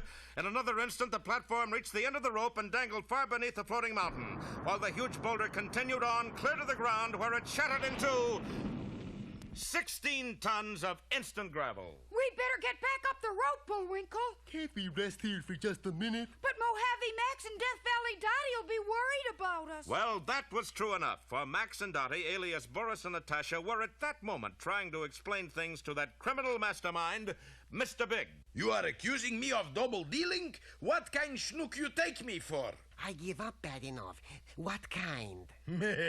Just fun-loving schnook, Mr. Big, sir, boss, old superior. You are making joke? Sure. You don't really think I double-cross my own dear commanding officer, leader, director, Pasha? Yes. Very droll. Where are Moose and Squirrel? By now they should be at bottom of mine shaft. Oh, you miserable idiot. This is a floating mountain. You mean? Yes, the mine shafts go all the way through. Sure enough, when Boris looked down the shaft, he saw our heroes dangling far below. Oh, bad enough. You have goofed. Only temporarily, Mr. Big. And opening his coat, Boris began to hunt for his favorite mine shaft rope snippers. But even as Rocky and Bullwinkle started their long climb up the rope, they were faced with still another danger. Bullwinkle, look there! It's just an airplane, Rock. Nothing to worry about. Yeah, but it's headed right for us. Now, that's something to worry about. Well, there's danger above and danger below for our boys. Don't miss our next episode, Double Trouble, or The Moose Hangs High. Well, our boys have managed to get themselves into double trouble as they dangle from a rope below Mount Flatten, the floating mountain. Not only is a fast plane zooming right at them, but far above, Boris Badenov is preparing to cut the rope, watched closely by his shadowy superior, Mr. Big. Why are you hesitating, Boris? Just wondering whether to cut all at once or little by little. Oh, little by little, to be sure. The fun lasts longer. So Boris just lightly nicked the outside of the rope, then watched gleefully as the strands broke one by one. Delightful, isn't it? Oh, Mr. Big, you really know how to live. But at the other end of the rope, our heroes had more immediate problems to worry about. Hey, that plane's getting closer, Rock. Hang on, Bullwinkle. And the speeding jet roared by right underneath them. Well, thank goodness that's over. Not quite, Bullwinkle. He's turning. Sure enough, the plane reversed itself and headed back for them upside down. I wonder who's in that plane. Search me, but it's somebody who don't know upside down from right side up. That could only be one person I know of. Captain Peach Fuzz. But he's a close friend. Too close if you ask me. He'll hit us next time. Well, maybe I can stop him. And Rocky launched himself through the air after the jet plane. As far above, the rope drew nearer and nearer to the breaking point. Slowly, the flying squirrel drew abreast of the roaring jet and soon saw the reason for its strange actions. The pilot was indeed Captain Peter Wrongway Peach Fuzz. Golly, he's headed for Bullwinkle again. Rocky, dear boy, why are you flying upside down? I'm not upside down. You are. Oh, well, give me a hand, Rocky. With a final burst of speed, Rocky flew right into the pilot's compartment of the hurtling jet and took over the control of the plane just in time. Boy, that was a near thing. But anyway, Bullwinkle is safe at last. Well, even Rocky can be wrong, for at that moment, at the top of the mine shaft, the rope parted. Delightful. Thank you for an enjoyable 3 minutes, Badenov. Anytime, boss man. Down and down fell the miserable moose, still clinging to the now useless rope. It's not much, but it's all I got. But at that moment, Rocky's sharp eyes spotted his plummeting figure. Bullwinkle! And Rocky aimed the jet right at his pal. Downward it flashed faster and faster and finally caught up with the moose. Bullwinkle, grab onto the tail! Right, Rock. Meanwhile, far above them, Boris was still basking in the approval of his superior. Badenov, you're a no-good double-crossing scoundrel. Please, Mr. Big, you'll have me blushing in a minute. And in recognition of your services, I'm going to give you a little something. Boris, darling, Moose has been saved by Squirrel. You interrupting, Natasha. Yes, Mr. Big. What were you going to give me? I'm going to give you 5 minutes to get rid of that moose and squirrel, you bungler. And the mysterious shadow disappeared from view. Okay, Miss Big Mouth. How you know they've been saved? Look down there. But when Boris looked down the shaft, he seemed strangely delighted. Look, Hannibal. Sure enough, the jet plane was still roaring earthward, with Bullwinkle clinging to the tail. Don't you think you ought to pull out now, Rock? Bullwinkle, I am, but nothing's happening. And Rocky tugged vainly on the plane steering column as the jet flashed lower and lower. Don't miss our next fun-filled episode. Fun-filled? Jet Jockey Rocky or the One-Point Landing. Well, today we discover our heroes flying along smoothly. Flying along smoothly? You're just looking at the picture sideways. Actually, it's like this. Oh, well, good heavens. Today we discover our heroes hurtling straight down toward disaster at supersonic speed. Well, that's better. Pull her up, Rock! I am, Bullwinkle, but nothing's happening. I can't understand it, Rocky. I designed this plane myself. You did? Of course. Uh-oh, an airplane designed by Wrong-Way Peach Fuzz himself. Our boys are really in trouble. Yes, makes you feel good all over, doesn't it? Boris, now Mr. Big won't be mad anymore. Who cares if he's mad? Besides me, I mean. Me? And still the jet drew nearer and nearer the earth. We have just one chance, Bullwinkle. Well, let's take it. If Wrong-Way Peach Fuzz built the controls, maybe they work backwards. You mean? Yeah, I'm gonna shove this wheel forward. What happens if you're wrong? I figure the ship will just disintegrate. Well, that's better than busting up, I guess. Go ahead. So Rocky shoved the wheel forward as far as it would go, and he was right! Hooray! Hooray! Oy. Well, back to the old fireside cookbook. And the two villains began to peruse their guidebook for a recipe to do away with our friends. Meanwhile, the intrepid Rocky had brought the plane to a smooth landing on the slopes of Mount Flatten. Were you scared, Bullwinkle? Me, I got nerves of steel. Then how come your fingerprints are still in the tail of the plane? Well, I got fingers of steel, too. Boy, we're sure glad you're here, Captain Peach Fuzz. Yeah, even if it did almost wreck us. We found out why this mountain floats in the air. Why? Because it's chock full of... Hold it, Rocky. You're about to give me a top-secret answer, right? Well, you asked a top-secret question. Come over here where we won't be observed. And Captain Peach Fuzz pulled Rocky into a nearby cave. No, whisper it to me. This mountain is chock full of Upsidaisium, daisium. Good heavens, Rocky. This is tippy top secret. Good thing we're alone in this cave. But Captain Peach Fuzz wouldn't have felt so secure if he had seen the huge shadow on the wall behind him. For he had accidentally stumbled on the hiding place of Mr. Big. Fortunately, Rocky sensed that there was something wrong. I don't like this place, Captain. Let's go. Sure enough, no sooner had they started off than a huge stone dropped right where they'd been standing. And look on the rock, an enormous shadow. What do you suppose it is? No doubt about it, Rocky. It's an enormous shadow. But there's nobody there. Well, then what are we worried about? Come on, while we still can. And Rocky and the captain dashed quickly from the cave. There've been a lot of strange goings-on in Mount Flatten, Captain. Oh, dear. Why don't we notify Washington? I don't think he'd much care, Rock. He's dead, you know. I mean, we gotta tell the government. They'll send somebody to help us. Oh. But we can't do that, Rocky. This is tippy top secret, remember? Even from the government? There's only one thing to do, then. And that is? If the government can't come to Mount Flatten will go to the government. You feeling all right, Rocky? Sure. It's been a tough episode, I know, but... It's the only way, Bullwinkle. We gotta figure out how to get this floating mountain back to Washington. I only got 2 words to say to you, Rocket Squirrel. Yes? Impossible. Well, it certainly looks that way, especially since Boris and Natasha seem to have found a good recipe in the cookbook. Oh, Natasha, this is foolproof. I'm almost ashamed to use it. Well, then. But I will. Be sure to be with us next time for Plots and Plans or Too Many Crooks. Well, it's busy on Mount Flatten these days, for Rocky and Bullwinkle have decided to take the floating mountain to Washington secretly. Secretly? But how? Easy. We just take this jet motor out of your plane, fasten it to the mountain, and zoom. Zoom? Sure. Come on, give me a hand. But won't people notice us? Not if we fly at night. Of course. Who will ever see us at night? You hear that, Boris? Uh-huh. They're going to fly mountain at night. Pretty clever, all right. You not worried, darling? Not as long as I got fireside cookbook. Boris, you found recipe. Of course, right here under fiendish plans for all occasions. What we do? Come to other side of mountain. And the two villains hurried off to their side of Mount Flatten. Meanwhile, paced by the hard-working Rocky, our friends had the jet engine set up in no time at all. Yeah, and the sun is going down, too. I said, and the sun is going down, too. Hey! You know, for the sun, he's not too bright. Okay, Bullwinkle, let's go! Right, Rock! And the jet engine began to roar, and Mount Flatten slowly moved through the evening sky. Steering by the stars, Rocky guided the mountain across the country toward Washington. Well, this certainly proves one thing, Rock. What's that? You can take it with you. All night long, the good ship Mount Flatten pressed eastward.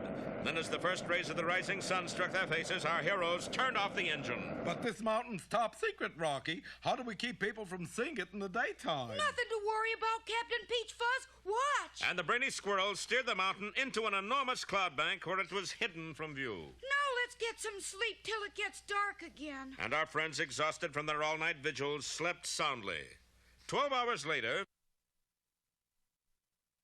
Rise and shine, everybody! Shine? I can't even glow dimly. Say, where'd our cloud get to? Sure enough, the mountain was now out in the open. Then Rocky made another disquieting discovery. That land down there looks pretty familiar. Well, it should, Rock. That's the U.S. of A. But I think this is exactly where we started from. That's ridiculous, Rocky. Ridiculous or not, when Rocky checked their position with a sextant... No doubt about it. We haven't moved an inch. Or a mountain either. Rocky, I see something sinister in this. Why, Captain? Oh, I don't know. I just see something sinister in everything. Well, all we can do is try again. Fire away, Bullwinkle! Once more, our friends drove on through the night sky until daylight appeared. But again, when they awoke, they were still right where they started. I know what it is, Rock. What? I didn't pull in the anchor. We don't have an anchor, Bullwinkle. Well, I said I didn't pull it in. All right, everybody, life jackets to your stations. Abandon ship. Captain, why are you giving orders to abandon ship? Because, frankly, Rocky, we're sunk. No, sir, I'm not going to give up. Fire up, Bullwinkle! Okay, but I call this getting nowhere in a hurry. And a third time, the determined squirrel piloted Mount Flatten through the sky. When the dawn began to break, he once more pulled into a fog bank. Well, it's me for 40 winks, fellas. Right, Captain, or even 50. No, Bullwinkle, this time we keep our eyes open. That's no way to sleep. We won't sleep. We'll stand guard instead. And our two heroes huddled in the clammy fog, waiting for... who knows what? Not us, certainly. Be with us next time for the cliffhanger, or taken for granted. Well, we know that Mount Flatten is full of Upsidaisium, and that's why it floats in midair. But why does it stay in one place? Our heroes rigged up a jet engine to fly the mountain to Washington, but after 8 hours of flying, they found themselves in the same spot they started from. We haven't gained an inch, Bullwinkle. Well, let's look on the bright side. What's that? We haven't lost one either. Then our friends made one last attempt at moving the mountain. All night long they flew, and as day began to dawn, pulled into a cloud bank. Top secret stuff, you know. Nobody must find out about Mount Flatten. But instead of resting after their flight, Rocky and Bullwinkle decided to stand guard, and so huddled together in the clammy fog, wide-eyed and alert, while, I said wide-eyed and alert.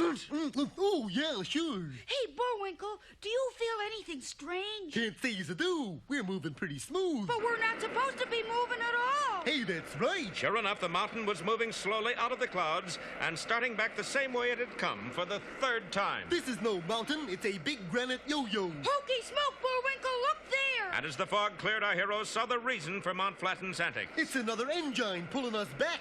When we went to sleep, it took us back where we started. And who were those two people? It's Mojave Max and Death Valley Dottie. Hey, you two. Boris, they're not asleep. We're caught. Oh, boy. As Julius Caesar said, Amnegalia in tres partes divisa est. Translation? The jig is up. Run! After him, Bullwinkle! The mighty moose pounded after the hapless Boris. But just as he was about to seize him, his false beard flew off and landed on Bullwinkle. Oop! Bullwinkle, that's a false beard. So it is. We better tell Captain Peach Fuzz right away. In a few minutes, they had related the whole story to the head of G2. His reaction was immediate. Away all boats, stand by to jettison supercargo, blast off and charge. Captain! Did I miss anything? Captain, shouldn't we notify Washington? I told you, Rocky, this mountain is top secret. Not anymore, it's not. Looky there. Oddly enough, Bullwinkle was right, for far below, Mount Flatten was making a great impression on people of a small mountain town who were seeing it for the first time. Say, Zeke, there's a whole great big mountain floating through there. Yeah? With trees and everything. I never did see anything like it. You know, Clem, it sounds so old-fired good. I plumb wish I was facing that way. Lem, there's a whole South 40 floating overhead. Reckon it's the Hartfields. They've been thinking of moving. And of course, the event did not go unnoticed on the local radio station. Sarah Gummy has broke her leg. There is a mountain floating over our town. And here's the important flash. Egg prices up to 24 cents a dozen. But eventually, word of the flight of Mount Flatten reached the outside world. Extra, extra! Squirrel flies floating mountain! Rocky heads for Washington! And soon a squadron of planes flew alongside the mountain as an honor escort. Hi, fellas! Drop in any time. But not everybody was delighted with this turn of events. Bad enough. This mountain must not reach Washington. But we nearly there, Mr. Big. What could we do? Don't you remember the old motto of terrorist tech? Of course, when in doubt, blow it up. Right. Boris, you will blow up Mount Flatten. Now. Oh, boy. Well, can this mean the end of our story and our heroes at the same time? Be sure to be here next time for Supersonic Boom or the Old Mount Samooverin. Well, Mount Flatten, still chock full of Upsidaisium, the anti-gravity metal, is on the way to Washington with Rocky, our Rocky, at the helm. Meanwhile, all is not well on Mount Flatten, for hidden deep in a cave, two familiar figures and a sinister shadow are planning to blow up the whole mountain. If Pennsylvania can't have the Upsidaisium, nobody can. You're absolutely right, Mr. Big. Of course I am. Only one question. Yes? Why do we want it? Didn't you read your instructions? They were so secret, I had to burn them before I read them. Oh, then let me enlighten you. And the two villains listened in amazement as Mr. Big told them why Pennsylvania was in a pickle. It seems that some years ago, the Pennsylvanians had started manufacturing a small automobile, the Assassin 8. Okay, gentlemen, this assembly line is completely automatic. I just turn it on with this key. Now watch cars come off other end. True enough, the automation system worked perfectly. Soon, dealer showrooms were loaded with Assassin 8s. This was a great success because they were so inexpensive. 700 pesos. Loaf bread cost 800 pesos. What's the secret? This new engine, buddy, is revolutionary. What do you mean, revolutionary? I mean it revolves. But that's only squirrel in cage. What do you expect for 700 pesos? Kangaroo? Okay, I buy. Yes, everybody in Pennsylvania bought an Assassin 8. But the company's board of directors weren't very happy about it. Gentlemen, I got it bad news. So tell. Car number 6000 just rolled off assembly line. So that's bad? Pennsylvania only got 6 miles roads. 6,000 cars. 6 miles roads. Oh, boy. Yes, if all the cars in Pennsylvania were put end to end, it would be a typical Sunday afternoon. The Pennsylvanian government decided to build a network of highways, but too late. The construction crews got caught in the traffic and were never heard from again. The manufacturers had tried to turn off the assembly line only to find that they'd lost the key. They exported thousands of Assassin 8s to other countries, but they were made much faster than they could be carried away. Politicians campaigned on the issue. And if elected, I promise to solve our number one national problem, the parking problem. Soon every highway, street, and lane was parked solid with automobiles. In desperation, the government turned to Pennsylvania's scientists. Is there no answer at all, Dr. Popova? Yes. What? What is it? Anti-gravity metal called Upsidaisium. How does Upsidaisium solve problem? Look here. We make cars out of Upsidaisium. Yes. They lighter than air. Yes. So automatically solves parking problem. Doctor, you are genius. Of course. You are national hero. Net. You are under arrest. Why? You know too much. Oh. Gentlemen, from now on, Pennsylvania got only one goal. Find Upsidaisium. And if somebody else got it first? Then Kaboom! Kaboom, Mr. Big? Yes, Natasha. Kaboom! Oh, boy, I could hardly wait. And bad enough? Yes, boss man. Don't forget to blow yourself up along with it. Well, that's bad news for Boris, but even worse news for our heroes who are standing right above him. Be with us next time for The Big Blast or A Many-Splintered Thing. Well, thousands are cheering our heroes again today because they are approaching Washington, piloting a mountain full of Upsidaisium, the anti-gravity metal.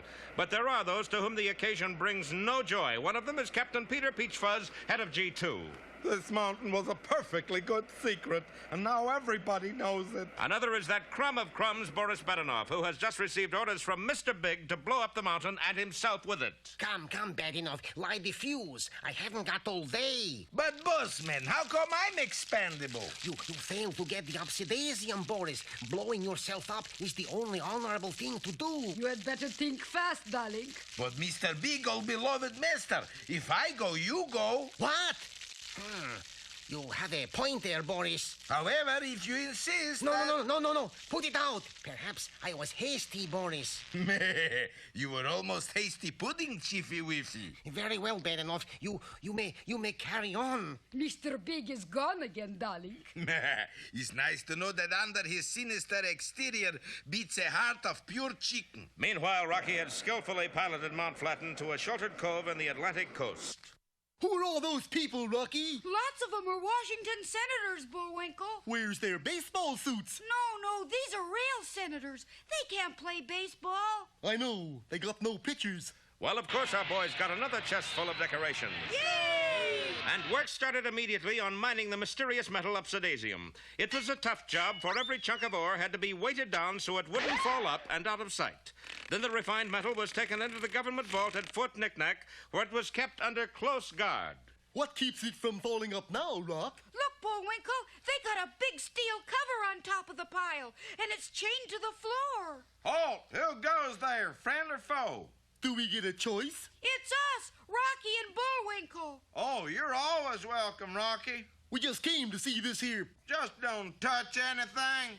Boy, they're tough. I'd just like to see anybody try to steal any of this stuff. He'd have to be a criminal genius. A criminal genius? Well, there's only one man we know who could fit that description. Right you are. And who is that, Boris? You, of course, bossman. Good. Now, listen carefully. And Mr. Big outlined his plan to startle Boris. Oh, not that, boss. It's the only way, Boris. Now, go. And so late that night, as Rocky and Bullwinkle slept, the stealthy figure crept into their room and made off with Rocky's helmet. A short time later, the guards at Fort Knickknack saw a familiar silhouette approaching them. Halt! Who's there? Holy smoke, fellas, it's just me, your old pal, Rocky Squirrel. Oh, sure. Pass, Rocky. Now, there's something you don't see every day, Chauncey. What's that, Edgar? A mustache on a little squirrel. Oh, I don't know. Maybe he fibs about his age. Still, I wonder if he really is Rocky the Flying Squirrel. And the guard started after the disguised Boris, but Boris heard him coming, and quickly seizing a small chunk of Upsidaisium, he tucked it into his coat. Then, lifted by the anti-gravity metal, he rose into the air right before the guard's eyes. And then, as the guard left, Boris quickly cut the alarm wires. Things were all set up for the biggest robbery in history. Be sure to be with us next. I'll tell them. Be with us next time for the Steel Hour or a Snitch in Time. Our story opens today in, of all places, the Up in Arms, a Washington hotel. That figure lying peacefully in a hotel bed is our hero, Rocky. You will notice that he's wearing a nightcap instead of his usual flying helmet, and for a very good reason. The helmet was stolen by Boris Badenov, who then proceeded to the Upsidaisium warehouse at Fort Knickknack, disguised as... Holy smoke, fellas, it's me, Rocky, Flying Squirrel. Sure, go on in, Rocky. Yes, disguised as Rocky, Boris penetrated directly to the room containing the nation's entire supply of Upsidaisium. Then he cut the alarm wires and opened the rear window. Ahoy out there, you swaps! Boris, what means the Navy talk? Means coast is clear. Once inside, the two spies were soon joined by the sinister shadow of that criminal mastermind, Mr. Big. Well, there is Upsidaisium, Mr. Big. My plan is working perfect. Your plan, Boris? Sorry, bossman. I meant your plan. That's better. And look outside. Got fleet of trucks. Then let's get started. Okay, boss. Let's go. You don't understand, Boris. When I say we, I mean you. That figures. Come on, Natasha. Well, the villain's plan was nearly foolproof, all right. They've made only one little mistake. They forgot that Upsidaisium falls up. Oop. Boris, let go of it. Mr. Big, looks like your plan is wash out. My plan, Boris? I was forgetting. My plan. Meanwhile, back in his hotel room, we find our boy Rocky wide awake. Oh, dear. What's the matter, Rock? I can't sleep, Bullwinkle. Well, small wonder your eyes are open. No, it's all those lights outside. I need a pair of dark glasses. Why don't you paint your goggles black and... Hey, that's a great idea, Bullwinkle. Uh-oh, I can't. No paint? No goggles, they're gone. Somebody must have stolen to look like me, Bullwinkle. But who'd want to look like you? No offense, Rock. I don't know, but I bet it has something to do with that Upsidaisium. Come on. And so, right in the nightclothes, our heroes dashed off to Fort Knick-Knack. At the fort itself, Boris had come up with a cunning plan. What you going to do with those magnets, darling? Watch, Natasha. Floor is metal, no? Is metal, yes. As I strap magnets to shoes, they hold me to floor. Upsidaisium can't pull me up. Sure enough, Boris was now able to handle the fabulous metal and busily trotted back and forth, loading the trucks which backed up outside the window. Of course, these magnets were very powerful, as the soldiers in the room below the storeroom found out. You seen my helmet, Chauncey? Oh, thanks. Now, where's my rifle, Edgar? I had it right... Oh, there it is. But at that moment, Natasha and Boris entered the room, followed by the bemetaled General Broadbean. But I tell you, it isn't me. It's somebody else up there, General. Fantastic! This place is a military oop! Is that anything like a civilian oop? Something's going on up there, Bullwinkle. Let's go. The old man's up in the air again, eh, Chauncey? Yes, Edgar, and this time he really hit the ceiling. Of course, as soon as Boris moved, the general made a rapid descent. The guard! Call out the guard! Too late, you miserable military men. Boris Bedenov strikes again. Why, Boris, that's a poem. Now Bedenov will quickly flee. So why we don't go? Can't think of a rhyme for flee. I've got one. Be with us next time when we see Verse and Worse or Crime Without Rhyme. Well, in our perennial battle between good and evil, it seemed that last time evil in the form of Boris Badenov would score an upset victory. For Boris, disguised as Rocky himself, was determined to steal the nation's entire supply of Upsidaisium, the anti-gravity metal. Boris, darling, the whole thing? Of course, Natasha. Remember our motto. If it's worth stealing at all, steal it all. And with the help of the magnets fastened to his shoes, Boris proceeded to do just that. He carried bar after bar of Upsidaisium to a rear window and loaded them into a fleet of trucks waiting outside. But how do we keep people from getting curious about trucks? Look at Neyman trucks. Clover Blossom Skunk Farms. See? Nobody will come within miles of us. Oh, that's very good, Badenov. Very good indeed. Thank you, Mr. Big. Yes, I'm glad I thought of it.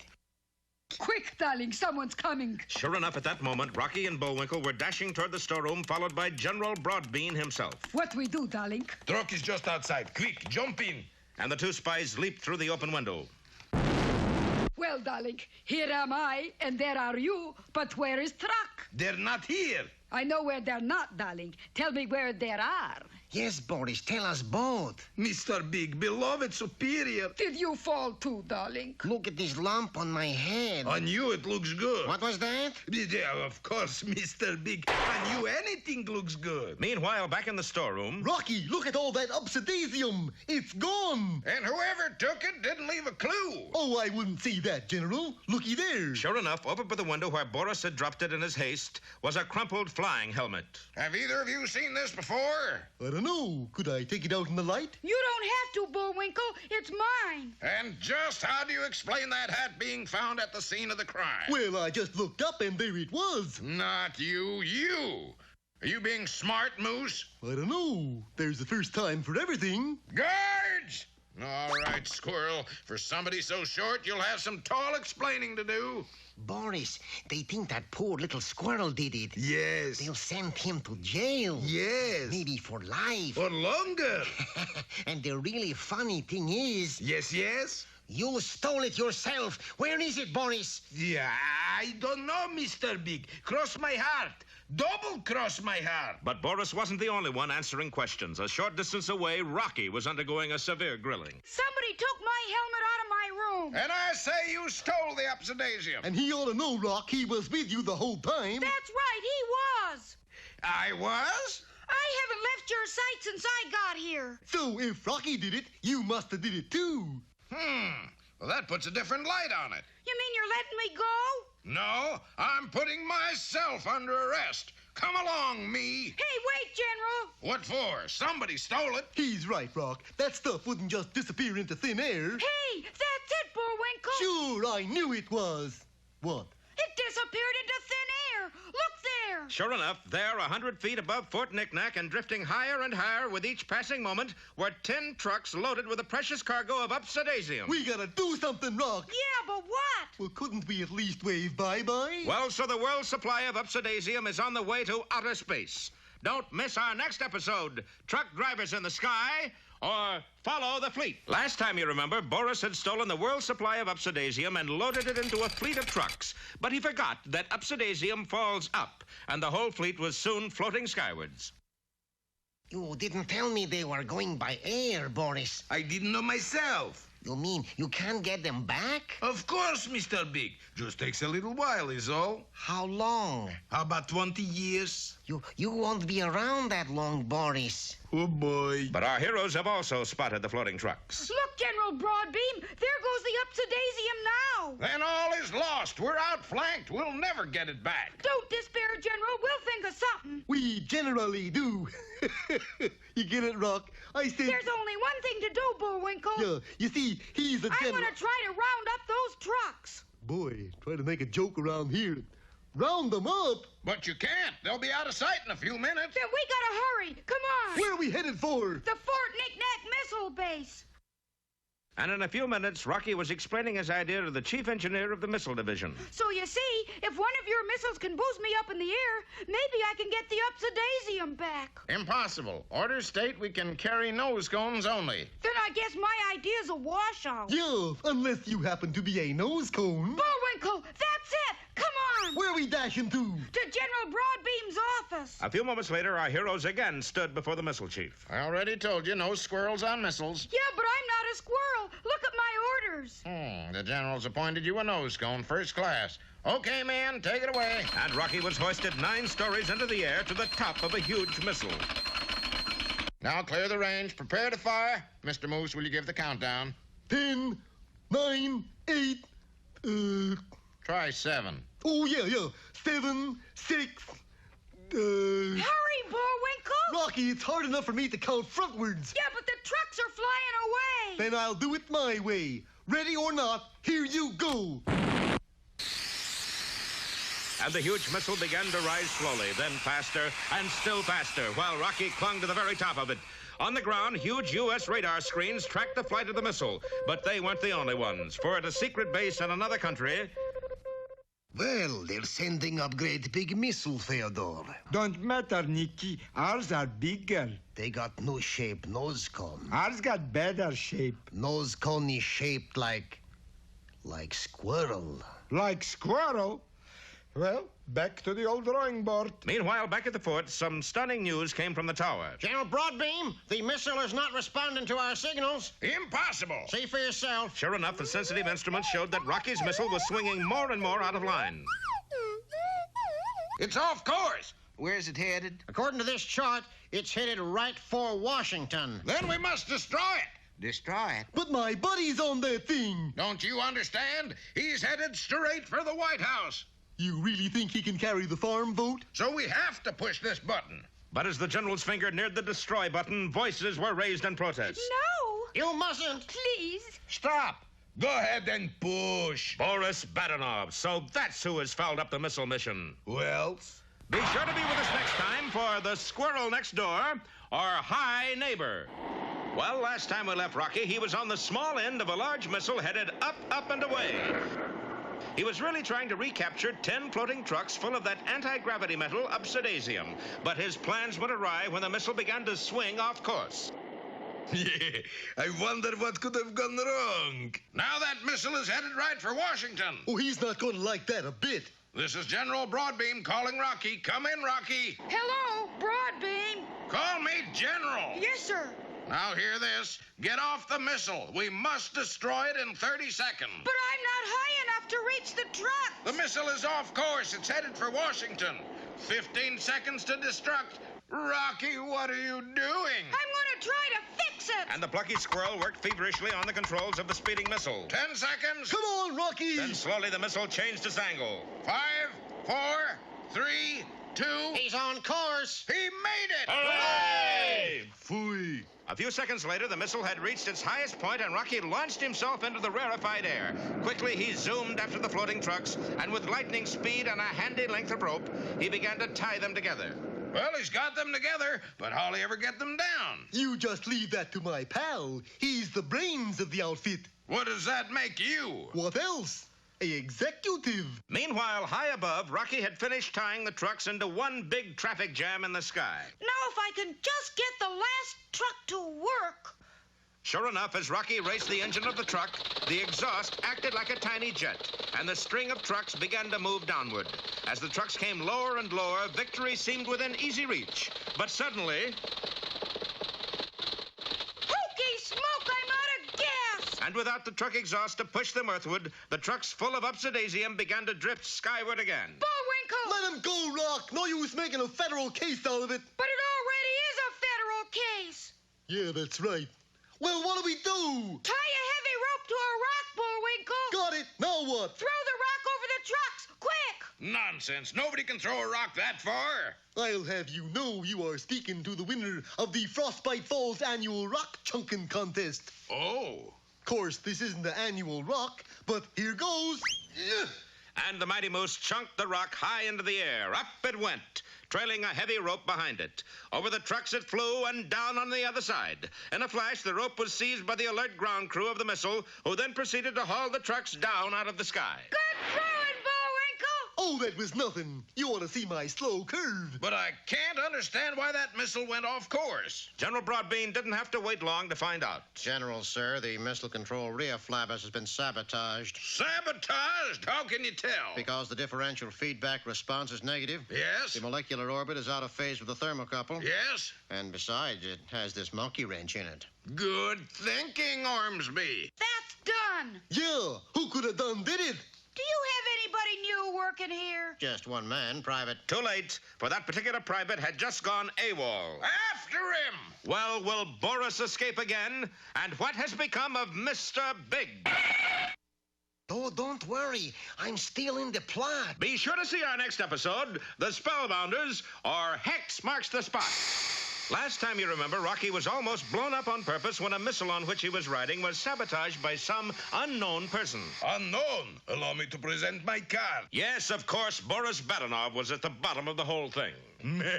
Isn't he always? But Rocky soon straightened out the missile and recovered the trucks full of Upsidaisium. Then one of the sergeants discovered Boris's subtle form of sabotage. A monkey wrench. And Boris fled for his life. After him! With our friends hot on his heels, the harried villain ducked through a nearby door and slammed it behind him.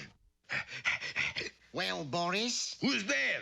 Oh, is you Mr. Big Old Bossman, sir? Of course. Well, Badinov, you have failed again, and again, and again. Look at it this way, Chief. I'm consistent. You are a bungler. You have no brain. Yes, boss. Now we're trapped in this room. How are we to escape? I tell you what, you use brain. I bungle my way out. He ducked into this supply room, Bullwinkle. Is he still there? I can hear somebody breathing. Well, that may be me. I often do that. Shh, somebody's coming. Get ready. Ah, good evening, gentlemen. Hi, General. Gee, that looked like... What does that sign say, Rock? Out to lunch. I shall return. Hey, no. But I still hear somebody breathing. Well, I'm still at it, you know. Let's see who it is. And as our boys threw open the door, a sinister voice said... Come in, gentlemen. I've been expecting you. Well, that's mighty nice of... Hey, Rock, there's nobody here. No, Then what's making that shadow on the wall? You mean the one pointing that revolver at us? Yeah, that's the one. Hokey smoke, to coin a phrase. Our boys have been captured by Mr. Big himself. Meanwhile, back in the hallway... Search every nook and cranny. He mustn't get away. Good evening, General. Good evening, General. Cover that area so that... Hey, now, just a minute. I'm the only general around here. Stop him. Stop that man. Stop him. Stop that man. He's an imposter. An imposter. Don't just stand there, you idiots. Arrest him. Don't just stand there, idiots. Arrest him. Which one do you believe, Chauncey? The little one. Why? He has 6 stars. I've got 6 stars. Yes, but yours don't lie that. And so the two soldiers seized the real general and bundled him off to the brig. Boris, darling, is that you? Natasha, who boy? We're in Cloversville, honey bun. They think I'm real general. Oh, good. Let's go, darling. Go when I can give orders instead of taking them? Don't be silly. All right, you men. Attention. Right face, left face, right face. And Boris, crazed with power, began to march the entire garrison back and forth. Back in the gloomy supply room, Rocky and Bullwinkle were still facing the menacing shadow of Mr. Big. Well, gentlemen, you seem to have stumbled into my hiding place. We'd be happy to stumble out again. Impossible. What are you going to do with us? The only thing I can think of is to eliminate you. There must be something else. Silence. Bullwinkle. What is it, Rock? We only have one chance to get out of here. That's a little better than I figured. We gotta rush him. Rush him? I can't even see him. The light's coming from behind those boxes. He must be there. But look at the size of him. It's our only hope. What's all that whispering there? You hit him high and I'll hit him low. Very well. You asked for... Go, Bullwinkle! And our heroes launched themselves directly at their adversary. What will be the outcome of this titanic struggle? We'll find out next time in Battle of the Giants, or It Takes Two to Tango. Well, it looked for a while as if our heroes really had it made, didn't it? They discovered the floating mountain full of Upsidaisium and flew it to Washington in spite of the attempts of Boris and Natasha to stop them. Phooey, foiled again. That's curses foiled again, darling. Please, Natasha, this is Kitty's show. But things began to go wrong when Boris disguised himself as Rocky in order to steal the Upsidaisium. And although he failed in his nefarious attempt, he did manage to escape disguised as a famous general. Don't worry, I shall return. But in escaping, he had left our heroes at the mercy of his superior, Mr. Big. Gentlemen, I'm afraid your hour has come. Mr. Big has spoken. Our hour has come. Is that standard time or daylight saving? Bullwinkle, we gotta rush him. Rush him? I can't even see him. Just that shadow on the wall. The light's coming from over that way. He must be there. There's no use whispering, gentlemen. You hit him high, I'll hit him low. I must bid you good... Now, Bullwinkle! And our brave boys hurled themselves directly at Mr. Big.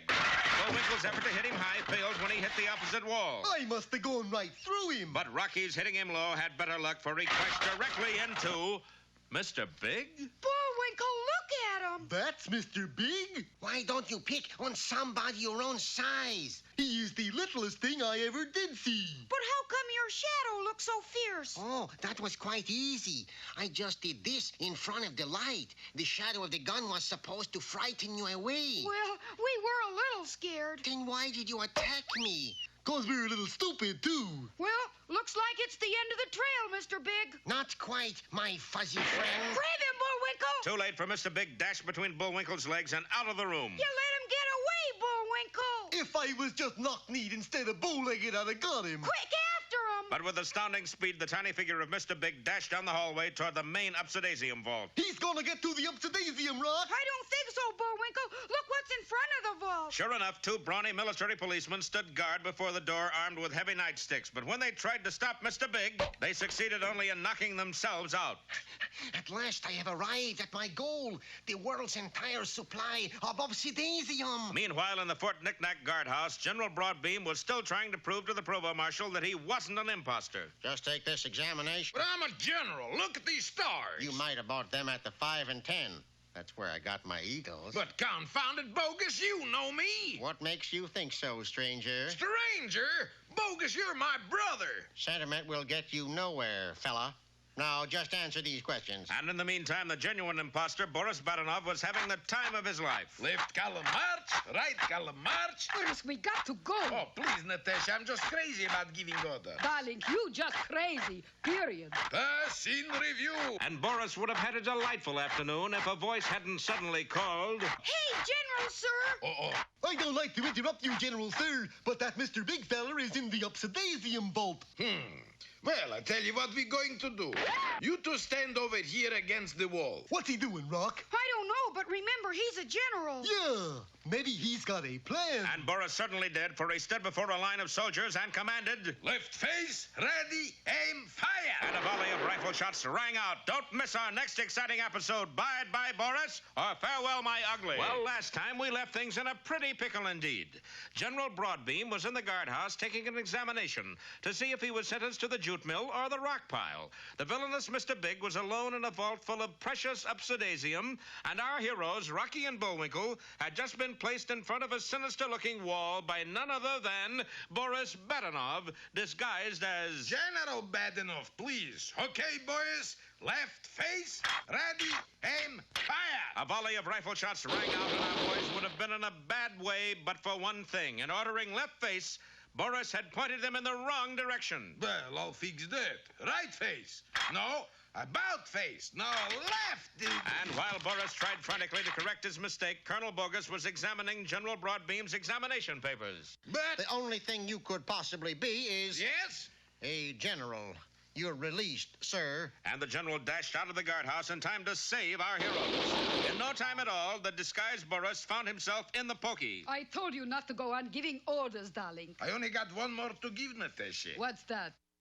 Shut up your mouth! And in just a few minutes more, General Broadbeam had the whole Upsidaisium vault surrounded by a company of soldiers. We'll try to sneak up on him from inside, General. Right, Rocky. Now hear this, Mr. Big. You can't possibly get away. Come out with your hands up. Now that I am so close to success, never. Unfortunately, Rocky chose that moment to enter the vault, but before he knew what was happening, had been seized, bound, and gagged by Mr. Big. Now we shall see who has the upper hand. And grabbing a huge ingot of the precious Upsidaisium, the arch criminal started out of the vault. No, I got you. Oops. Stand back, Mr. Moose, if you don't want your little friend to be hurt. You wouldn't dare. Would he, Rock? Oh. And as Bullwinkle stood by helplessly, Mr. Big stepped boldly out of the building. Here he comes, men. Ready, aim. Hold it, General. That's my buddy he's got with him. You mean Rocky is a hostage? He's a squirrel, and don't you forget it. I guess we're helpless. Sure enough, Mr. Big, with Rocky as his prisoner, marched unscathed to the front gate of Fort Knick-Knack and stepped through to freedom with the Upsidaisium still in his grasp. Now, wait a minute. Wait a minute. You mean this story ends with the bad guys winning?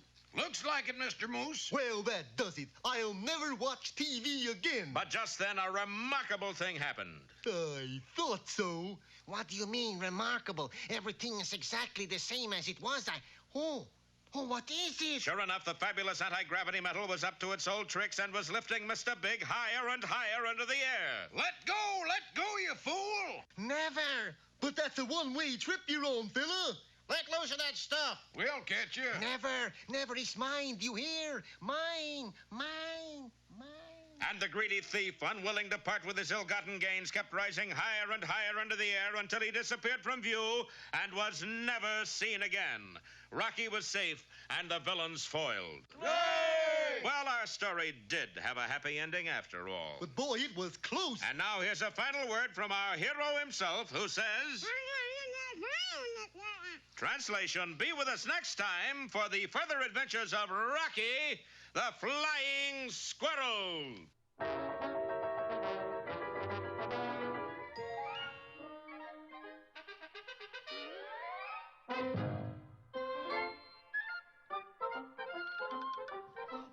it looks as if our time is just about run out. Just enough left to tell him who the sponsor was. You got the credits, Bullwinkle? All on this itty-bitty card. Oop.